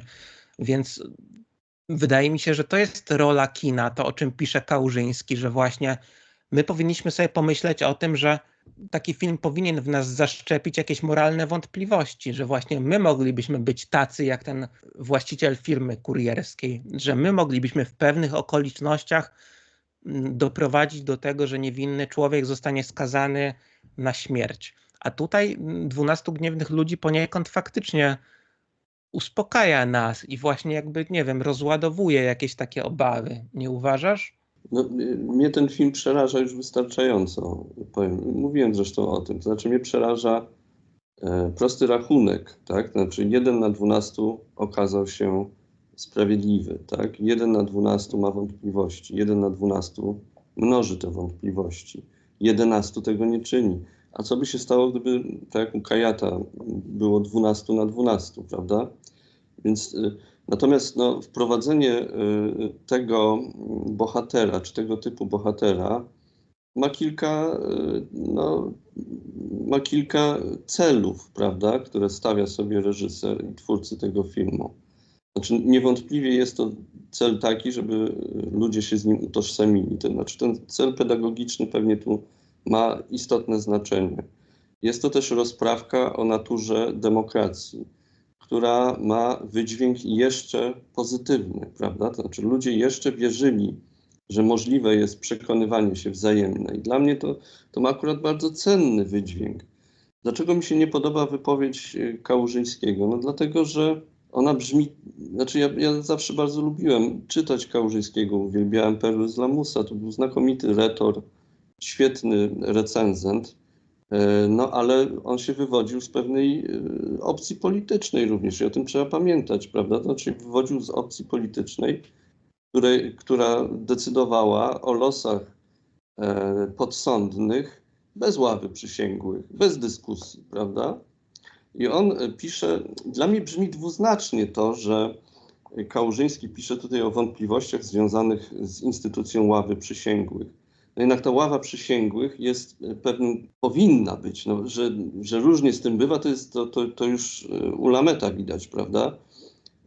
Ale powinna być gwarantem przynajmniej jakiejś rzeczowej dyskusji na temat tego, czy wina jest zasadna, czy nie. Że ktoś tu kogoś przekonuje, że ktoś ma głos, który się liczy, prawda? Bo w systemie komunistycznym, szczególnie w początkowej fazie jego funkcjonowania, te procesy polityczne polegały na tym, że z góry było wiadomo, kto zostanie skazany, na jaką karę i nie było żadnej dyskusji, prawda? To był teatr, a nie sąd. A tutaj mamy jednak ścieranie się racji jakiejś, prawda? Natomiast no, warto też zwrócić uwagę, bo miałem o tym wspomnieć, a nie wspomniałem trochę krytycznie też o wymiarze sprawiedliwości. No bo jest ta słynna fraza, że prawo to jest mroczny cień sprawiedliwości. To jest zasadne oczywiście, prawda? Gdzieś tam w jakimś filmie to kiedyś usłyszałem. Natomiast no, to się trochę, to wszystko niezbyt dobrze zmutowało, prawda? To znaczy poszło w trochę złą stronę. No, mamy słynny proces O.J. Simpsona, prawda? Który był ewidentnie winny, wszyscy o tym wiedzieli. Natomiast kwestie proceduralne zagrały, że facet, który zamordował swoją byłą żonę i jej kochanka, został uniewinniony, prawda? Znaczy, no nie został skazany, ponieważ policja popełniła błędy proceduralne. Więc to pokazuje, że jeżeli ma się dobrego prawnika, no był też taki film, już teraz nie pamiętam niestety tytułu, w którym pokazano mechanizmy wybierania ławników, prawda? Jak się wpływa na tych ławników, jak się bada ich przeszłość. To bardzo mocno już ewoluowało od czasów, kiedy Lamet robił swój film i przypadkowych ludzi, no bo prawnicy mogą nie zaakceptować jakiegoś ławnika, prawda, bo jest taki albo owaki, na przykład, nie wiem, bo to jest kobieta, albo bo to jest Afroamerykanin, albo to jest biały mężczyzna, w związku z czym nie pasuje do profilu, albo ma takie poglądy, albo taki zawód, prawda, no i jest taki, to bardzo długi proces jest, który tam, poza tym można na nich wpływać w jakiś sposób, prawda. No tutaj te popisy retoryczne prawników, jak się ma dobrego mówcę, dobrego prawnika po swojej stronie, jest w stanie wpłynąć niezależnie od dowodów na ławę przysięgłych i jej przekonania, wzbudzić ich współczucie na przykład, prawda, i tak dalej, i tak dalej. To już jest przemysł, prawda, to już się tak wyalienowało jakby z procesu wydawania wyroków sprawiedliwych i sprawiedliwości jako takiej, że niestety, ale rzeczywiście no, sporo tu zależy od statusu majątkowego na przykład, prawda, człowieka, który jest oskarżony. Tak, tak. No ja teraz mam takie skojarzenia, być może ktoś uzna, że to jest jakaś dygresja niepotrzebna, ale nie wiem, ja tutaj widzę jakieś związki, bo obejrzałem teraz parę filmów Wajdy właśnie i obejrzałem też Dantona i to mi się kojarzy całkiem, bo po pierwsze tam jest świetnie pokazany ten motyw, jak rewolucja miała nieść wolność i jak się zdegenerowała i natychmiast się wykształciły jakieś nowe hierarchie władzy. O tym też rozmawialiśmy przecież, wspominaliśmy, ale z drugiej strony jak mają sądzić tego Dantona, to sobie dobierają sędziów. Robespierre po prostu decyduje, kto ma go sądzić, kto ma być sędzią. I sobie pomyślałem, że to jest, jakby, że to nie jest nic nowego naprawdę, że wymiar sprawiedliwości ma być niezależny, ale tak naprawdę wymiar sprawiedliwości był i jest często na usługach władzy, to znaczy wpisuje się go w te realia władzy, które istnieją. Tak to przynajmniej wygląda w tamtym filmie. W Dantonie tak, no w systemach totalitarnych to jest oczywiste, prawda? W demokracji to się degeneruje w nieco inny sposób, może mniej dramatyczny, ale no tam zaczyna się pojawiać ten efekt nierówności, cenzusów majątkowych i tak dalej, prawda? Tak. Jak masz więcej pieniędzy, no to możesz nagiąć prawo bardziej skutecznie. I to no niestety, ale tak to wygląda. Tak, okej, ale ta kwestia tego nonkonformizmu, ja myślałem sobie jeszcze o tym, o to chciałem cię zapytać. Po pierwsze, właśnie wydaje mi się, że trochę tak ten film na nas działa, że on nam trochę podnosi samoocenę, wywołuje w nas jakieś takie ciepełko, że my się identyfikujemy z tym Fondą, a powinno być na odwrót. Powinno być tak, że on wywołuje w nas jakieś wątpliwości. To było takie moje zastrzeżenie, ale też pomyślałem sobie o tym, że trochę odchodząc może od filmu, że w sferze publicznej właśnie to się mówi praktycznie jednoznacznie, że konformizm jest czymś złym, że z konformizmem się powinno walczyć, nic nie wynika dobrego z takiej inercji społecznej, ale są w przestrzeni publicznej pewni nonkonformiści i czy to nie jest tak, że z ich postępowania często wynika równie wiele złego, jak z postępowania tych nonkonformistów właśnie, bo pomyślałem sobie, że z taką postawą, którą tutaj ja w ogóle sądzę, że ten Fonda jako nonkonformista, on jest w jakimś tam ujęciu trochę nierealistycznie pokazany, bo on jest przez cały czas taki chłodny, trzyma pion, zachowuje rozwagę, jest taki zbyt idealny. A wydaje mi się, nawiązując do tego, o czym mówiłem na samym początku, że jak ty jesteś w mniejszości, można bronić swojego zdania, ale to jest bardzo nieprzyjemne emocjonalnie i jak się jest w mniejszości, to wywołuje różne dziwaczne zachowania, ma różne dziwaczne skutki. W takim sensie, że ty też zaczynasz się trochę miotać, zaczynasz przesadzać, zaczynasz jakby hiperbolizować, jeśli chodzi o te twoje domniemane prześladowania i tak dalej. I czasami popadasz w jakiś radykalizm, widząc, że jesteś w mniejszości, zakładając, że ty bronisz jakiejś prawdy, możesz, broniąc tej prawdy, popaść w jakiś inny radykalizm, w ogóle w drugą stronę, w stronę drugiego bieguna ruszyć. Wydaje mi się, że coś takiego w przestrzeni publicznej właśnie obserwuję. I taka idea, że właśnie tych pozostałych ławników się myli, 11, ale ja właśnie bronię pewnych wartości, to czasami się przeobraża w taką postawę, że ja jestem tym ostatnim, jedynym sprawiedliwym, że ja jestem jakimś fundatorem wartości.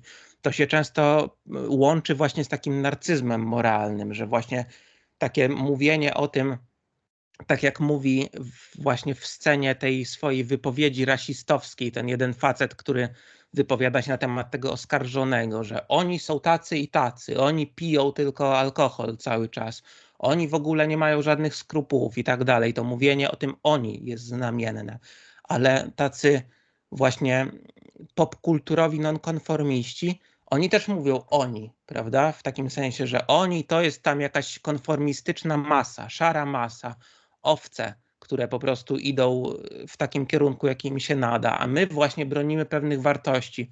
My stoimy w prawdzie, ale przecież ile jest też problemów z czymś takim, z takim przeświadczeniem, jeżeli tobie się zacznie wydawać, być może słusznie czasami, ale jeżeli zacznie ci się wydawać, że ty jesteś tym, który stoi w prawdzie i który broni wartości. Co o tym sądzisz? No to jest taki solipsyzm nonkonformistyczny, prawda, że wytwarzamy sobie pewną wizję rzeczywistości z wrażymi siłami, które nastają na nas. My jesteśmy samotnymi, ostatnimi sprawiedliwymi i jesteśmy w jakiejś twierdzy otoczonej przez złe siły. Ja mam wrażenie, że to zjawisko, no tak jak mówiłem wcześniej, ono się stało masowe właściwie. To jest bardzo interesujący fenomen tych nowych środków przekazu, właśnie internetu, tworzenie się tych baniek takich, prawda, światopoglądowych. To jest no, oczywiście negatywne, prawda? Oczywiste jest, że nie każda forma nonkonformizmu, przeciwstawiania się większości, zasadom, wartościom, które obowiązują, jest dobra. Czasem bywa bardzo zła i to jest niewątpliwe. I można liczne przykłady tutaj podać takich zachowań. Natomiast mi się wydaje jeszcze jedna rzecz, która jest poboczna wobec tego, co powiedziałeś, a uderza mnie od jakiegoś czasu. To jest takie w tym konflikcie, który się toczy w tej chwili, prawda, politycznym, światopoglądowym i tak dalej, uderza mnie ja to nazywam pakietowość poglądów, prawda? To znaczy, jak jesteś lewicowcem, to masz pakiet ściśle określonych poglądów, które ty wyznajesz i które cię definiują, prawda? Jak jesteś prawicowcem, to masz takie, a nie inne poglądy. Wszyscy wiemy jakie, prawda? Mniej więcej.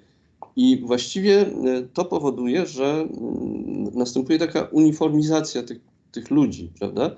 To raz. A po drugie, po jakimś czasie to zaczyna być na tyle absurdalne, że nawet jeżeli dostrzegasz, że jakiś prawicowiec, bo ty jesteś lewicowcem, a jakiś prawicowiec ma poglądy, które wydają ci się sensowne, to ty je negujesz ad hoc, ponieważ to są poglądy prawicowe, prawda? I mi się wydaje, że prawica na przykład popadła w taki absurd, już nie mówię o tych słynnych strefach bez LGBT, bo dla mnie to było barbarzyństwo po prostu, które się kojarzy niestety bardzo jednoznacznie, ale no, na przykład kwestie klimatyczne, kryzysu klimatycznego, prawda? My będziemy to negować, ponieważ lewica podnosi to jako jeden ze swoich podstawowych postulatów. To jest absurdalne. Lewica postępuje dokładnie tak samo, analogicznie. Liczne przykłady można podać. To znaczy, to jest jakby definiowanie siebie poprzez negację, prawda? Poprzez negację, ponieważ tamta grupa uważa tak, więc ja będę uważał inaczej. Tak? Tak. Oczywiście ja nie mówię, że nie istnieje twarde jądro pewnych poglądów, które funkcjonują w tych grupach i które definiują je i które są uzasadniane w jakiś sposób, ale generalnie rzecz biorąc, właśnie to, że, tak jak ja mówię, nie ma części wspólnej żadnej, żeby można było przeprowadzić jakąś formę konsensusu i kompromisu społecznego, prawda? To wynika stąd, że no, jakieś takie siły odpychające działają, tak? Polegające właśnie na tym, że ja buduję swoją tożsamość przede wszystkim w opozycji do tej innej grupy. I to jest fatalny mechanizm, antydemokratyczny, niestety. Tak, ale to też mi się kojarzy w zasadzie z tym, o czym mówiłeś wcześniej. Mówiłeś z tymi trendami, z tym, że jakby jest trend bycia nonkonformistą. Pytanie właśnie, co to znaczy gdzieś w mediach. I też jest coś takiego, że są takie grupy społeczne, które jakby nie potrafią w dialog ze sobą wchodzić zupełnie. Ja myślę sobie o tym też jakby w nawiązaniu cały czas do filmu 12 gniewnych ludzi, że my czasem mówimy o nonkonformizmie, a czy to nie jest tak, że ci ludzie, o których ty mówisz, którzy mają takie teoretycznie nonkonformistyczne poglądy, że oni są też konformistami i że po prostu masz różne nurty konformizmu, kiedy jest tak, że ten domniemany nonkonformizm się przeradza w pewien konformizm po prostu, tylko dla różnych grup odbiorców, dla różnych grup docelowych. Tutaj mi się przypomina, pamiętam chyba w serialu South Park była taka scenka, jak dzieci siedziały w szkole i była taka zwykła grupa dzieci ubranych w kolorowe ubrania, które się tam wspólnie bawią i to była taka grupa konformistyczna, powiedzmy, a gdzieś tam z boku na murku siedziało kilka osób, taka metalowa młodzież, tam jakieś piercingi, czarne ubrania i tak dalej. Jeden z tych 4 chłopców w South Parku chciał się przyłączyć do tamtej grupy, bo ona była nonkonformistyczna właśnie i przyszedł do nich i zapytał jakby co ma zrobić, żeby się do nich przyłączyć. A oni mówią, że jasne, możesz się do nas przyłączyć, tylko musisz się zacząć tak samo ubierać, słuchać tej samej muzyki i kupować te same produkty. I to była taka mikrogrupa nonkonformistów, ale jakby przynależność do niej się wiązała ze skrajnym konformizmem, to z tym, że się musisz upodobnić do pewnej grupy. I czy z tym, o czym ty mówisz, nie jest właśnie tak? I znowu to mi się kojarzy z tymi bohaterami filmu, że oni właśnie w jakimś sensie ci bohaterowie, ci ławnicy, którzy się przyłączają do tego Henry'ego Fondy, oni się przyłączają do nonkonformisty, prawda? Ale ta ich zmiana postawy, o tym już trochę rozmawialiśmy, ona też jest po prostu wyrazem jakiegoś konformizmu. Tylko, że wiesz, no, my może trochę w tym wszystkim gubimy nadrzędny sens tego filmu, prawda? Czy cel tego filmu, bo owszem, jest tak, jak mówisz pewnie, natomiast to, czy, nie wiem, będziesz należał do grupy w piaskownicy, czy do grupy metalowych dzieci, ma znaczenie w sumie drugorzędne.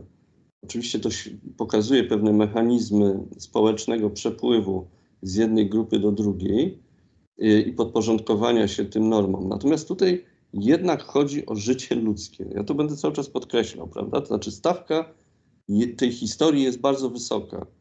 I tutaj wydaje mi się, że użyte przez raz reżysera, a dwa bohatera tego filmu środki perswazji są usprawiedliwione, prawda? To znaczy mogą się nam nie podobać, może nam się nie podobać jego posągowość, jego postawa, mogą nam się nie podobać ławnicy, którzy są wpływowi i przepływają z jednej strony na drugą stronę, ale generalnie rzecz biorąc chodzi tu o to, żeby pokazać, że życie ludzkie jest na tyle cenne, że trzeba mu poświęcić trochę czasu i spróbować przekonać drugiego człowieka do zmiany stanowiska, nawet nie do zmiany stanowiska, tylko do tego, żeby zaczął myśleć, prawda?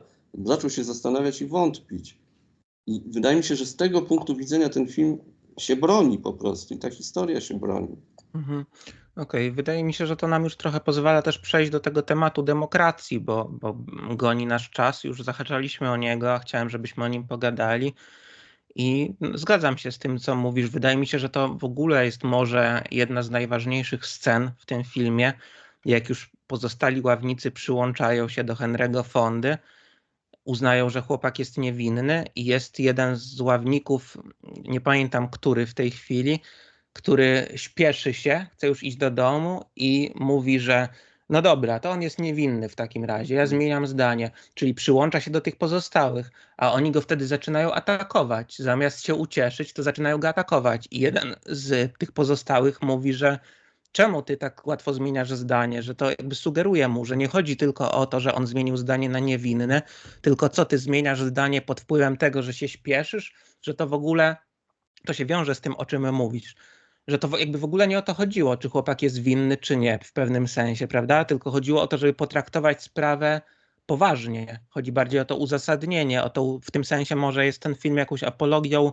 demokracji jako czegoś, co ma zabezpieczać pewne wartości, że my mamy potraktować sprawę poważnie, odpowiedzialnie i w tym sensie nawet bardziej chodzi o tą argumentację usprawiedliwienia, których ty używasz w trakcie rozmowy, niż o same wnioski, prawda? Tak jest. No, ale myślę, że w tym kontekście, jeżeli mamy porozmawiać o tym, czy ten film jest jakąś przypowieścią na temat demokracji, to też pojawia się takie pytanie, bo tutaj są takie elementy, rozmawialiśmy o tym, antydemokratyczne. Czy to nie jest antydemokratyczne taki wniosek, że ludzie nie są równi w jakimś sensie? To znaczy, że ten Henry Fonda jest, tak jak ty mówisz, jedynym człowiekiem, jedynym ławnikiem, który od początku traktuje sprawę poważnie. Ty zasugerowałeś wcześniej, że uważasz, jakby dostrzegasz tą wartość demokracji, ale ja w ogóle, może tym się podzielę, takim wnioskiem, że ja się interesuję od wielu lat hermeneutyką. Ta hermeneutyka była mi bliska w filozofii właśnie. Hermeneutyka, czyli taka tradycja, która bardzo jakby promuje wartość rozmowy. Zakłada, że rozmowa jest bardzo istotna, że w ogóle kultura jest jakimś takim międzypokoleniowym dialogiem, że ty na przykład, ja tak podchodzę, ja to jakoś instynktownie zawsze przyjmowałem, że ja mam prawo wyrażać pewne opinie, nawet jakieś skrajne opinie czasem, bo ja instynktownie przyjmuję, że one mają być tylko jednym głosem w dialogu, a bardziej chodzi o taki ponadosobowy dialog. Więc hermeneutyka jakby afirmuje tą wartość dyskusji. Demokracja też ma afirmować wartość dyskusji. Dyskusja ma tutaj jakieś znaczenie kluczowe, ale ja sobie myślę o tym, że jest wiele takich hermeneutycznych mitów. W ogóle myślałem o tym, żeby kiedyś coś przygotować, napisać jakiś tekst, stworzyć taką listę hermeneutycznych mitów, w które wierzy ktoś, kto się jakby identyfikuje z tą tradycją hermeneutyki, a które tak naprawdę nie są wcale prawdą. I jednym z takich mitów jest takie bezkrytyczne idealizowanie rozmowy. Założenie, właśnie takie założenie, które tutaj w tym filmie dochodzi do głosu. W ogóle mówi się o tym, być może się z tym zetknąłeś, że ten film, jak ja słuchałem jakichś interpretacji, to też w podcaście Spoiler Master poruszali ten temat, Michał Oleszczyk z Jakubem Demiańczykiem, że ten film promuje taką wizję, że dążenie do prawdy jest przedsięwzięciem kolektywnym, prawda? Jakby, że ty nie możesz zdobyć prawdy, posiąść prawdy w pojedynkę, tylko jest tak, że to jest taki kolektywny wysiłek. Ja to sobie wyobrażałem w ten sposób, że jak byli jacyś poszukiwacze złota, powiedzmy, mieli takie było sitko, w którym miałeś kamienie i to złoto, to tutaj to trochę wygląda tak w tym filmie, jakby oni sobie przekazywali to sito z rąk do rąk i każdy tam nim potrząśnie parę razy, przepuści parę jakichś przesądów przez te oczka tego sita i to sitko przekazują sobie z rąk do rąk i w rezultacie zostaje tam, trochę nam podsuwa taki trop ten film, zostają tam jakieś fakty i my jesteśmy w stanie tym kolektywnym wysiłkiem wyzbyć się tych uprzedzeń, które pierwotnie w Ławnikach były. A ja sądzę, że to jest bardzo wyidealizowane. Jakby moje doświadczenie z rozmowami jest zupełnie inne. To znaczy, wydaje mi się, że jak my teraz rozmawiamy na przykład, to taka rozmowa ma jakąś wartość poznawczą, bo ona jest taka, nie wiem, spokojna, jesteśmy otwarci na jakieś swoje argumenty i jest dość uporządkowana. Ale takie rozmowy się zdarzają bardzo, bardzo rzadko tak naprawdę w życiu i to muszą być takie rozmowy, które są kontrolowane. I ja mam takie skojarzenie, że rozmowy bardzo często naprawdę sprzyjają temu, żeby utrwalać pewne przesądy.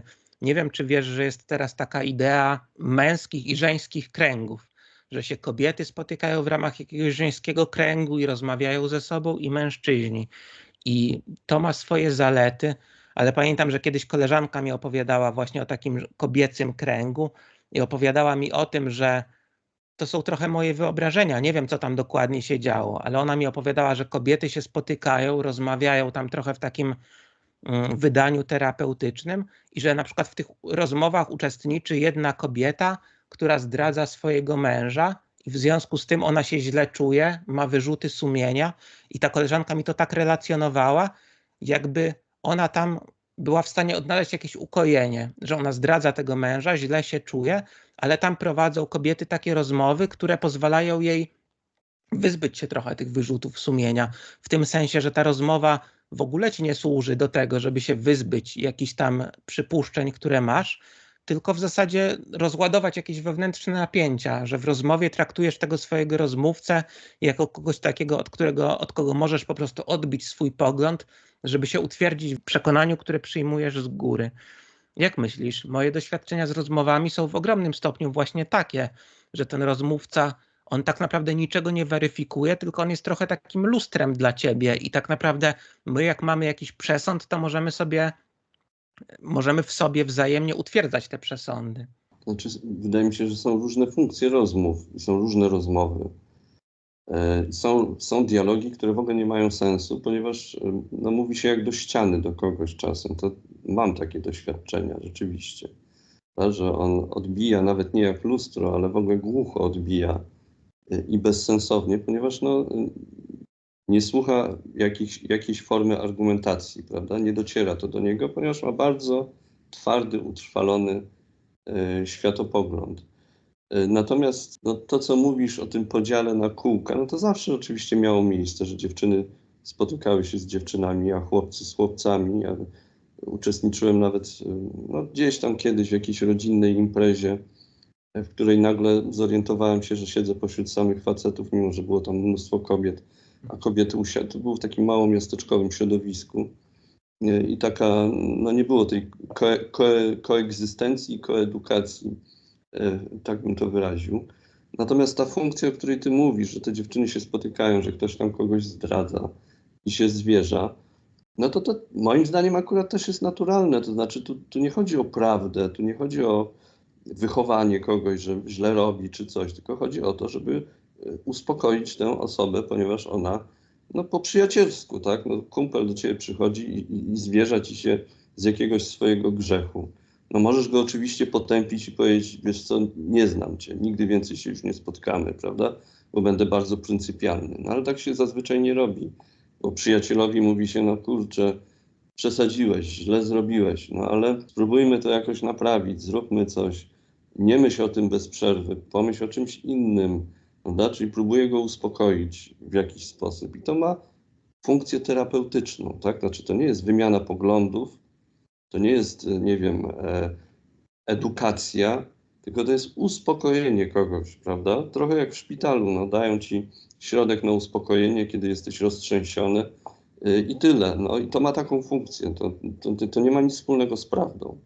No, wiesz co, myślę, że jest tak jak mówisz, że to ma funkcję terapeutyczną, ale ta prawda też gdzieś tam przecież dochodzi do głosu. Właśnie to jest coś takiego, co jest dla mnie przerażające, że właśnie taki mit tej rozmowy, ja o tym myślę w ten sposób, że ty zdradzasz partnera, powiedzmy, i w pojedynkę po prostu myślisz o tym i być może kiełkują w tobie jakieś wątpliwości, być może masz jakieś tam powody, żeby coś takiego robić, ale masz jakieś wątpliwości, a rozmowa bardzo często służy nam do tego, żeby się wyzbyć tych wątpliwości i ty w takiej sytuacji idziesz do przyjaciółki albo spotykasz się z kilkoma przyjaciółkami, opowiadasz im o tym i one ci mówią, no nie martw się, masz swoje powody właśnie, on tam nie jest ciebie wart i tak dalej. Ja tak to sobie wyobrażam. Takie konteksty rozmów, żeby twój rozmówca był naprawdę bardzo zainteresowany sprawą i żeby pomyślał sobie, żeby sobie wyobrażał, bo to trzeba sobie wyobrazić, że jest druga strona medalu, że jest jakaś inna jeszcze jednostka w tej sytuacji, że tak naprawdę być może istnieje konieczność, żeby ci powiedzieć coś nieprzyjemnego. My w rozmowach bardzo rzadko chcemy to robić, bo w zasadzie te sprawy, które nam relacjonują jacyś znajomi, one nie są bardzo istotne dla nas. Raczej robimy zwykle to jest takie poklepywanie po ramieniu. I wydaje mi się, że my robimy coś takiego, że ty wiesz, co usłyszysz. O tym pisał Sartre, pamiętam, że ty jak sobie wybierasz rozmówcę, to sam go sobie wybierasz, jeżeli ktoś ma ci udzielić rady, bo już domniemujesz, co on ci powie mniej więcej. I wyobrażasz sobie takiego rozmówcę, który macie uspokoić i macie utwierdzić w określonych przekonaniach. I w tym sensie wydaje mi się, że to jest istotne w kontekście tych dyskusji na temat demokracji, że ty właśnie masz jakiś przesąd, ale masz wątpliwości, a zaangażujesz się w rozmowę, tak jak te rozmowy wyglądają w praktyce, czyli wyglądają bardzo marnie i nie dość, że ta rozmowa cię nie wyzwoli z tych przesądów, to jeszcze je właśnie zacementuje i sprawi, że już się wyzbędziesz resztek tych wątpliwości. Nie wydaje ci się, że tak bywa często? No, na pewno tak bywa, natomiast ja będę podkreślał, że istnieją różne funkcje rozmów. Nie każda rozmowa musi być konkluzywna, nie każda rozmowa musi dążyć do prawdy. Nie każda rozmowa jest po to, żeby dążyć do prawdy. Istnieją rozmowy neutralne, istnieją rozmowy uspokajające. Natomiast to, o czym mówisz, że istnieje jeszcze ten trzeci człowiek, tak? Czy człowiek, którego dotyczy ta rozmowa, a który nie jest na przykład faworytem przyjaciółek. No nie wiem, nie musimy tu mówić w kontekście kobiet, no przecież mężczyźni zdradzają częściej statystycznie, prawda, niż kobiety, więc może to się wydarzyć pośród mężczyzn, wszystko jedno, nie ma to znaczenia. Natomiast to jest oczywiście pewien problem moralny, prawda, to znaczy to, że my go pomijamy, czy ją deprecjonujemy w oczach tej, żeby się uspokoiła, no to niewątpliwie z jednej strony działamy na podstawie pewnych miękkich właściwości, tak, czy odczuć, żeby uspokoić kogoś, kosztem twardej prawdy, tak? No ale wydaje mi się, że w takich rozmowach zdarzają się też twarde czasem postawy, tak? To znaczy przyjaciółka ci powie, czy przyjaciel, a weź ty posyp głowę popiołem, przyznaj się i zobaczymy, co się stanie. To cię na pewno uspokoi, to cię może drogo kosztować, no ale żyjcie w prawdzie, tak? W ten sposób. Również ktoś może ci doradzić. To, co powiedziałeś o tym Sartrze jest bardzo interesujące, prawda? Akurat nie przypominam sobie tego pasusu, że dobieramy sobie rozmówców, ponieważ oczekujemy od nich ściśle określonych treści, prawda? No to trochę pewnie tak bywa, rzeczywiście. Mhm. Tak, no ja właśnie też cały czas myślę sobie o tej retoryce. Czy to nie jest tak, że my właśnie w trakcie oglądania tego filmu 12 gniewnych ludzi wyobrażamy sobie instynktownie, że ten Fonda broni prawdy, broni wartości rozmowy i w tym sensie też broni demokracji, a być może chodzi o to, że on po prostu jest sprawny retorycznie. To jest ciekawa sprawa. Mój promotor, ten profesor Leszek Kleszcz, o którym rozmawialiśmy, mówię, że on jakąś recenzję przygotowywał dla ciebie. On pamiętam, że się bardzo interesuje retoryką i profesor Kleszcz ma takie sformułowanie, które często wypowiadał i ono mi się bardzo z nim kojarzy, że wszystko jest retoryką, że wszystko się sprowadza do retoryki w społeczeństwie właśnie. I ja sądzę, że w tym jest wiele racji naprawdę. To znaczy mogłoby być tak, że ten oskarżony chłopak jest winny właśnie, a w takich rozmowach, jak te rozmowy tych ławników, tak naprawdę nie chodzi o to, jakie są fakty. Nie chodzi o to, kto ma rację, tylko chodzi o to, kto jest sprawny retorycznie właśnie. Bo ktoś, kto jest sprawny retorycznie, no to tak jak to, czego nauczali sofiści też w starożytnej Grecji przecież. Ten, kto jest sprawny retorycznie, świetnie sobie radzi w społeczeństwie, jest w stanie przekonywać innych do swojej racji. Tak jak pisał Gorgiasz w obronie Heleny, pamiętam, Heleny Trojańskiej.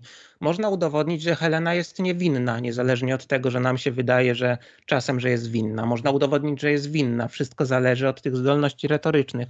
A ten Fonda, ja tak sobie myślałem, że on jest ewidentnie świetny retorycznie, bo on, pewnie to zwróciłeś uwagę. Też myślałem sobie o tym, że ten jego oponent, właściciel firmy kurierskiej, on unaocznia pewną bardzo istotną rzecz. On unaocznia to, że poglądy mają dla nas bardzo osobiste znaczenie, że my się identyfikujemy z tymi poglądami i dochodzi do tego, że my bronimy jakiejś sprawy, tutaj tego, że chłopak jest winny, ale wyobrażamy sobie, że jeżeli się okaże, że on jest niewinny, to będzie dosłownie jakaś osobista kapitulacja, prawda? Że jakby ta dyskusja to nie jest jakaś dyskusja o sprawie chłopaka po prostu, tylko to się przeradza w potyczkę pomiędzy tymi ławnikami i ty, jeżeli ty będziesz musiał się przyznać do błędu, to polegniesz. Nie możesz, choćby nie wiem co, nie możesz sobie na to pozwolić. Ten facet właśnie uosabia coś takiego.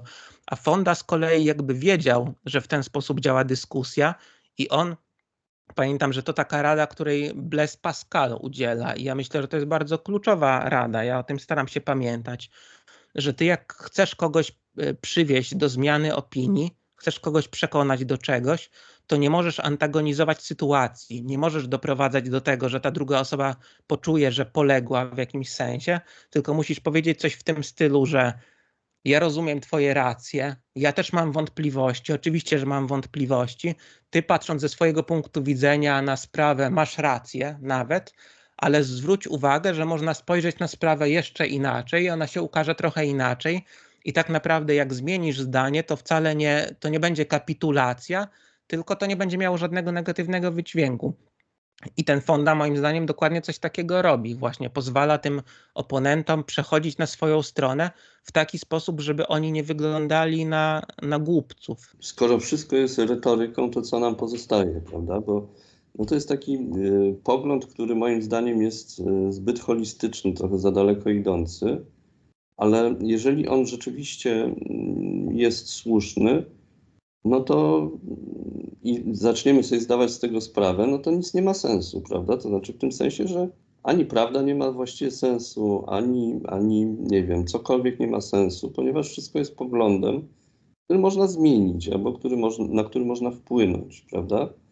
W związku z czym, no właściwie nie pozostaje nam nic innego, tylko no, przestać funkcjonować w tak ułudnej rzeczywistości, bo po co? A o co my się tu spieramy w ogóle?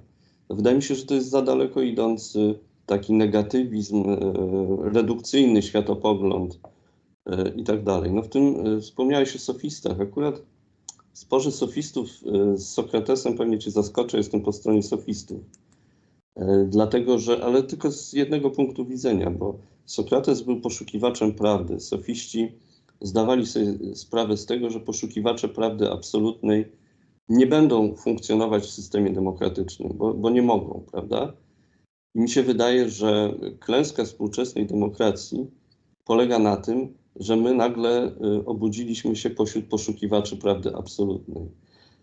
Lewica, prawda, światopogląd, ja jestem zdumiony w ogóle tym, co się dzieje po lewej stronie sceny politycznej, bo lewica, która właściwie w jakimś sensie, no bo można powiedzieć, że sofiści są no takimi przodkami ideologicznymi dzisiejszej lewicy, prawda, czy tych środowisk tego typu, którzy kiedyś relatywizowali prawdę, mówili, że nie ma prawdy absolutnej, że są różne poglądy dopuszczalne, prawda. To można udowodnić, tamto można udowodnić. Dzisiaj lewica wydaje mi się posiadaczem prawdy absolutnej, prawda? Jakiejś tam, która w ogóle nie dopuszcza dyskusji. I wszyscy oponenci są, no, nie powiem, że likwidowani, ale usuwani poza obręb zainteresowań tych środowisk, prawda? Prawica zawsze taka była, więc tu prawica mnie nie zaskakuje z tego punktu widzenia, bo prawica zawsze się uważała za posiadaczy prawdy absolutnej i bezdyskusyjnej. No ale jeżeli zetkną się dwa takie światopoglądy, które dominują, to my nie mamy w ogóle możliwości dialogu, rozmowy, prawda? To znaczy, już w ogóle nie ma żadnej części wspólnej, żeby się zahaczyć o coś, o jakiś konsensus, dialog, kompromis, prawda? Ja zawsze mówiłem, że jeżeli mówimy o istocie demokracji, ja tu nie będę mówił o definicjach tego systemu, bo one są znane, i o minusach tego systemu, bo one też są oczywiste, prawda? Ich jest mnóstwo. Natomiast powiedziałem tak, że demokracja po pierwsze to jest taki system, w którym nikt ostatecznie nie jest zadowolony i to oznacza, że ona wtedy dobrze działa, prawda? Znaczy wszystkie grupy muszą coś tam poświęcić, żeby funkcjonować, czy wszyscy ludzie muszą coś poświęcić, żeby funkcjonować w systemie demokratycznym.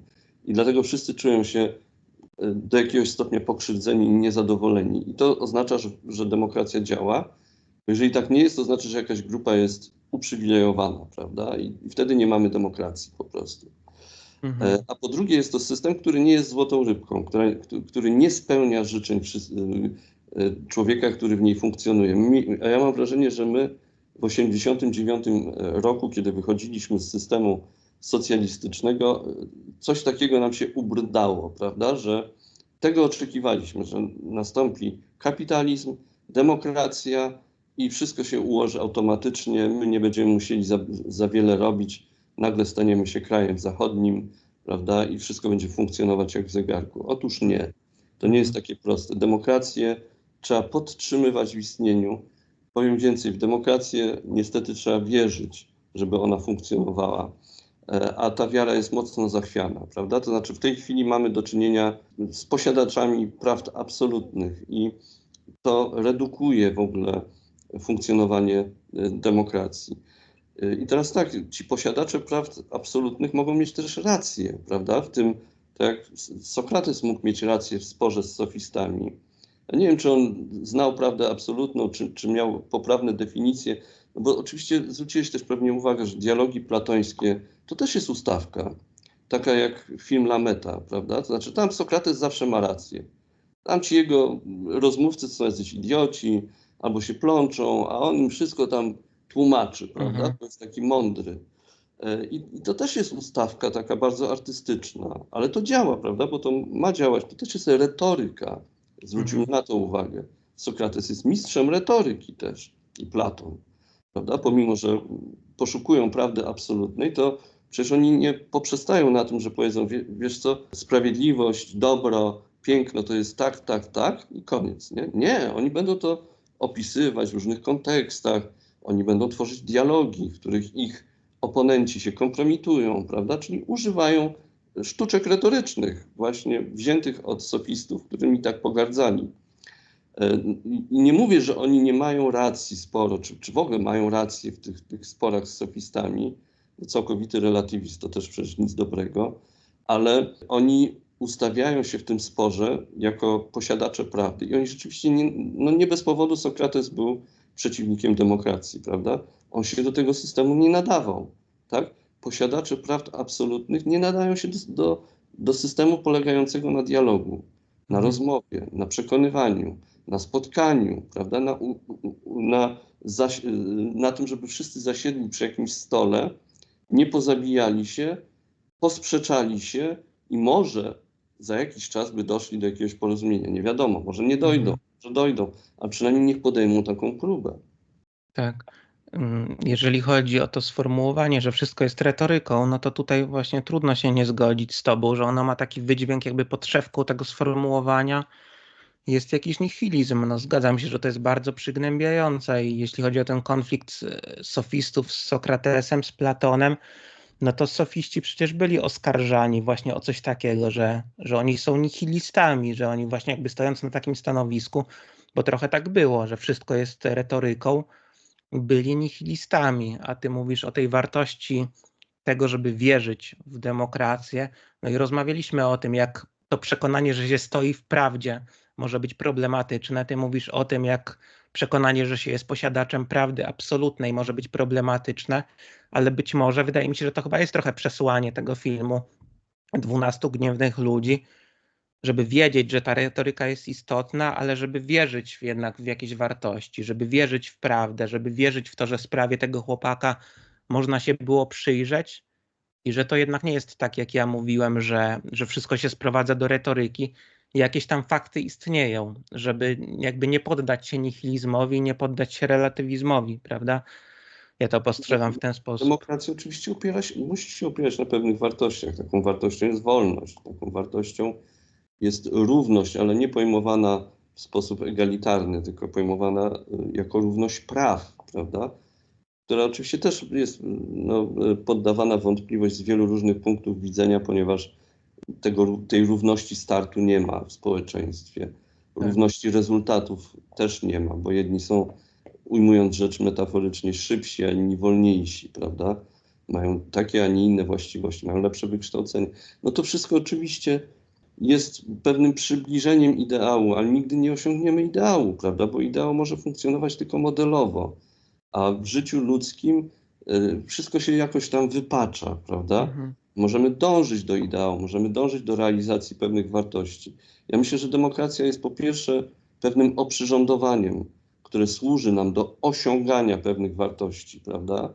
Bardziej niż wartością może, ale to jest bardzo cenny ekwipunek, który powinniśmy brać pod uwagę i dbać o niego i o jego renowację również dbać. A wolność jest przestrzenią do realizacji właśnie różnych wartości, prawda? Ale też przy poszanowaniu tego, że są różne wartości. Tak.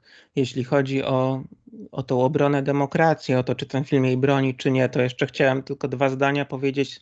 Też poruszyliśmy ten temat, wspominałeś o tym, na temat tej zasady domniemania niewinności, że ten Henry Fonda broni jej, a faktycznie wydaje się, że to jest fundament demokracji, że trzeba człowiekowi udowodnić winę. I ty wspominałeś o tym kryzysie demokracji, że moglibyśmy o tym porozmawiać i z mojego punktu widzenia to się ściśle łączy ze sobą i w ogóle ta wypowiedź, ona też, mam nadzieję, że może kogoś zachęci, żeby wysłuchać tej naszej poprzedniej rozmowy na temat filmu Sieć, bo z mojego punktu widzenia to się splata z tą tematyką mediów, bo ja sądzę, że to właśnie jest w ogromnym stopniu związane z mediami. Ta współczesna rzeczywistość, ona jest tak mocno zapośredniczona o media. Media tak naprawdę kształtują to, w co my wierzymy. I ja mam wrażenie, że to nawet nie chodzi o to, że w przestrzeni publicznej ta zasada domniemanej niewinności nie obowiązuje, tylko że w zasadzie przez wpływ mediów na nas obowiązuje zasada domniemanej winy. To znaczy, to mi się bardzo rzuca w oczy, że wystarczy samo pomówienie kogoś o coś i ten człowiek przez wpływ mediów na rzeczywistość już jest w zasadzie wykreślony z życia. Ja to widzę w sporcie na przykład często z piłkarzami. Jakiś piłkarz zostaje oskarżony o gwałt, powiedzmy, i on natychmiast traci kontrakty. Traci kontrakt reklamowy, zostaje wywalony z klubu i tak dalej, zanim się zaczną jakiekolwiek postępowania, w związku z tym, że jego kapitał jest związany z tym, że on gdzieś tam w przestrzeni publicznej funkcjonował. Traci wizerunek, traci dobre imię, to traci wszystko, co miał tak naprawdę. I z mojego punktu widzenia tutaj zupełnie się odwraca porządek. To jest tak, że ty przez media, przez to stygmatyzowanie przez media w punkcie wyjścia, po samym pomówieniu jakimś, zasygnalizowaniu czegoś, bo nie mówię, że to nie jest prawda, czasem to może być prawda, jesteś winny i teraz się musisz bardzo zacząć trudzić, żeby udowadniać swój brak winy wszystkim. Nie uważasz, że z czymś takim mamy do czynienia? To jest stary mechanizm, który został wzmocniony. O tym pisał Girard, o instytucji kozła ofiarnego, prawda? Że ludzie uwielbiają być w tłumie, który stygmatyzuje, prawda? Że ludzie bardzo lubią uczestniczyć w jakichś publicznych, to z dawnych czasów, publicznych egzekucjach, że tam jakieś negatywne emocje odzywają się, które w nich drzemią, prawda? I teraz tylko, że Girard właśnie ujmuje to w taki sposób, i to jest dość przewrotna teza, że nie ma znaczenia, jaka idea stoi jako fundatorska dla twojego oburzenia, że najistotniejsze jest samo oburzenie, prawda? Że ty realizujesz się właśnie poprzez to, że w tłumie, podobnie jak ty, oburzonych ludzi, stygmatyzujesz kogoś. Teraz nie ma wielkiego znaczenia, czy to jest słuszne, czy nie. Nie ma też tak naprawdę, według Giraud, można oczywiście z tym polemizować, Nie ma też jego zdaniem wielkiego znaczenia, czy idea, która przyświeca twojemu oburzeniu, jest słuszna, czy też nie. Chodzi właśnie o samo oburzenie, o samo uczucie linczu, w którym współuczestniczysz. I to jest okropne, prawda? To rzeczywiście ma miejsce. Natomiast domniemanie niewinności w przestrzeni publicznej, przy tym prześwietleniu medialnym życia, szczególnie osób publicznych, w ogóle przestało funkcjonować, prawda? To znaczy, nikt nie czeka na wyrok sądu, nikt nie czeka na rozprawę. Wyrok zapada natychmiast, w momencie, kiedy jest podejrzenie. I to dotyczy przede wszystkim osób publicznych. I to jest chore, prawda? Tak nie może być. Natomiast tak to działa, tak to funkcjonuje. I funkcjonowanie tych osób polega na tym, że opiera się to na pewnej opinii na ich temat, prawda? Czyli nie wiem, czy oni muszą mieć nieposzlakowaną opinię. Kiedy to się też bardzo zmieniło, bo kiedyś tacy piosenkarze rockowi, to wręcz musieli być skandalistami, żeby funkcjonować w przestrzeni publicznej. To wiązało się z ich wizerunkiem. W tej chwili wydaje mi się to niemożliwe, prawda? To znaczy każdy skandalista, zresztą może z tego punktu widzenia to jest nie wiem, czy słuszne, ale nie jest niesłuszne, prawda? Że w jakiś tam sposób piętnuje się pewne zachowania i nie ma tutaj ludzi, którzy byliby uprzywilejowani z tego punktu widzenia. Ale jednak tego typu oskarżenia powinny być po prostu udowodnione, prawda? Jeżeli nie są udowodnione przez niezależne sądy, co oczywiście trwa, a emocje trzeba natychmiast w jakiś sposób uzewnętrzniać, prawda? To można rzeczywiście człowieka zniszczyć w ten sposób, prawda? I to się dzieje, to rzeczywiście następuje. Tak, no i to jest coś takiego, myślę, że już w ramach zakończenia możemy powiedzieć, o czym sądzę, że przypomina nam ten film i to jest jakaś jego wartość na pewno bezwzględna. Z mojej strony to w zasadzie wszystko. Jest jeszcze coś takiego, o czym chciałbyś pogadać na koniec? Ja tylko chciałem znowu na koniec podkreślić, że te wszystkie usiłowania bohatera, którego Fonda odtwarza w filmie, nie mają na celu manipulacji, prawda? Znaczy ja bym chciał, żeby to wybrzmiało jednak. One mają na celu zasianie wątpliwości, tak? Żeby właśnie podkreślić ten fundament państwa prawa, że uzasadnione wątpliwości nie pozwalają kogoś skazać, tak? I tu oczywiście o tym nie rozmawialiśmy, ale może też warto o tym powiedzieć, że jeżeli okazałoby się, że ten człowiek jest winny, to my wypuszczamy człowieka winnego, który może popełnić następne przestępstwo, prawda? To też jest pewien problem z tym związany. I tutaj też jakby cywilizacja prawna Zachodu skierowała się w tę stronę, czy podkreśliła wagę tego, że najistotniejsze jest, żeby niewinnego nie skazać, prawda? I to jest naczelna wartość, która tutaj też przyświeca temu filmowi. Mhm. Dobra, dziękuję Ci w takim razie. Już nic nie mam do dodania. Myślę, że sporo zagadnień omówiliśmy i zachęcamy też do wysłuchania tej naszej poprzedniej rozmowy, bo wydaje mi się, że tam zahaczaliśmy o takie tematy, które z tym dzisiejszym trochę korespondują. Dziękuję Ci bardzo, dziękuję wszystkim za wysłuchanie. Dziękuję bardzo.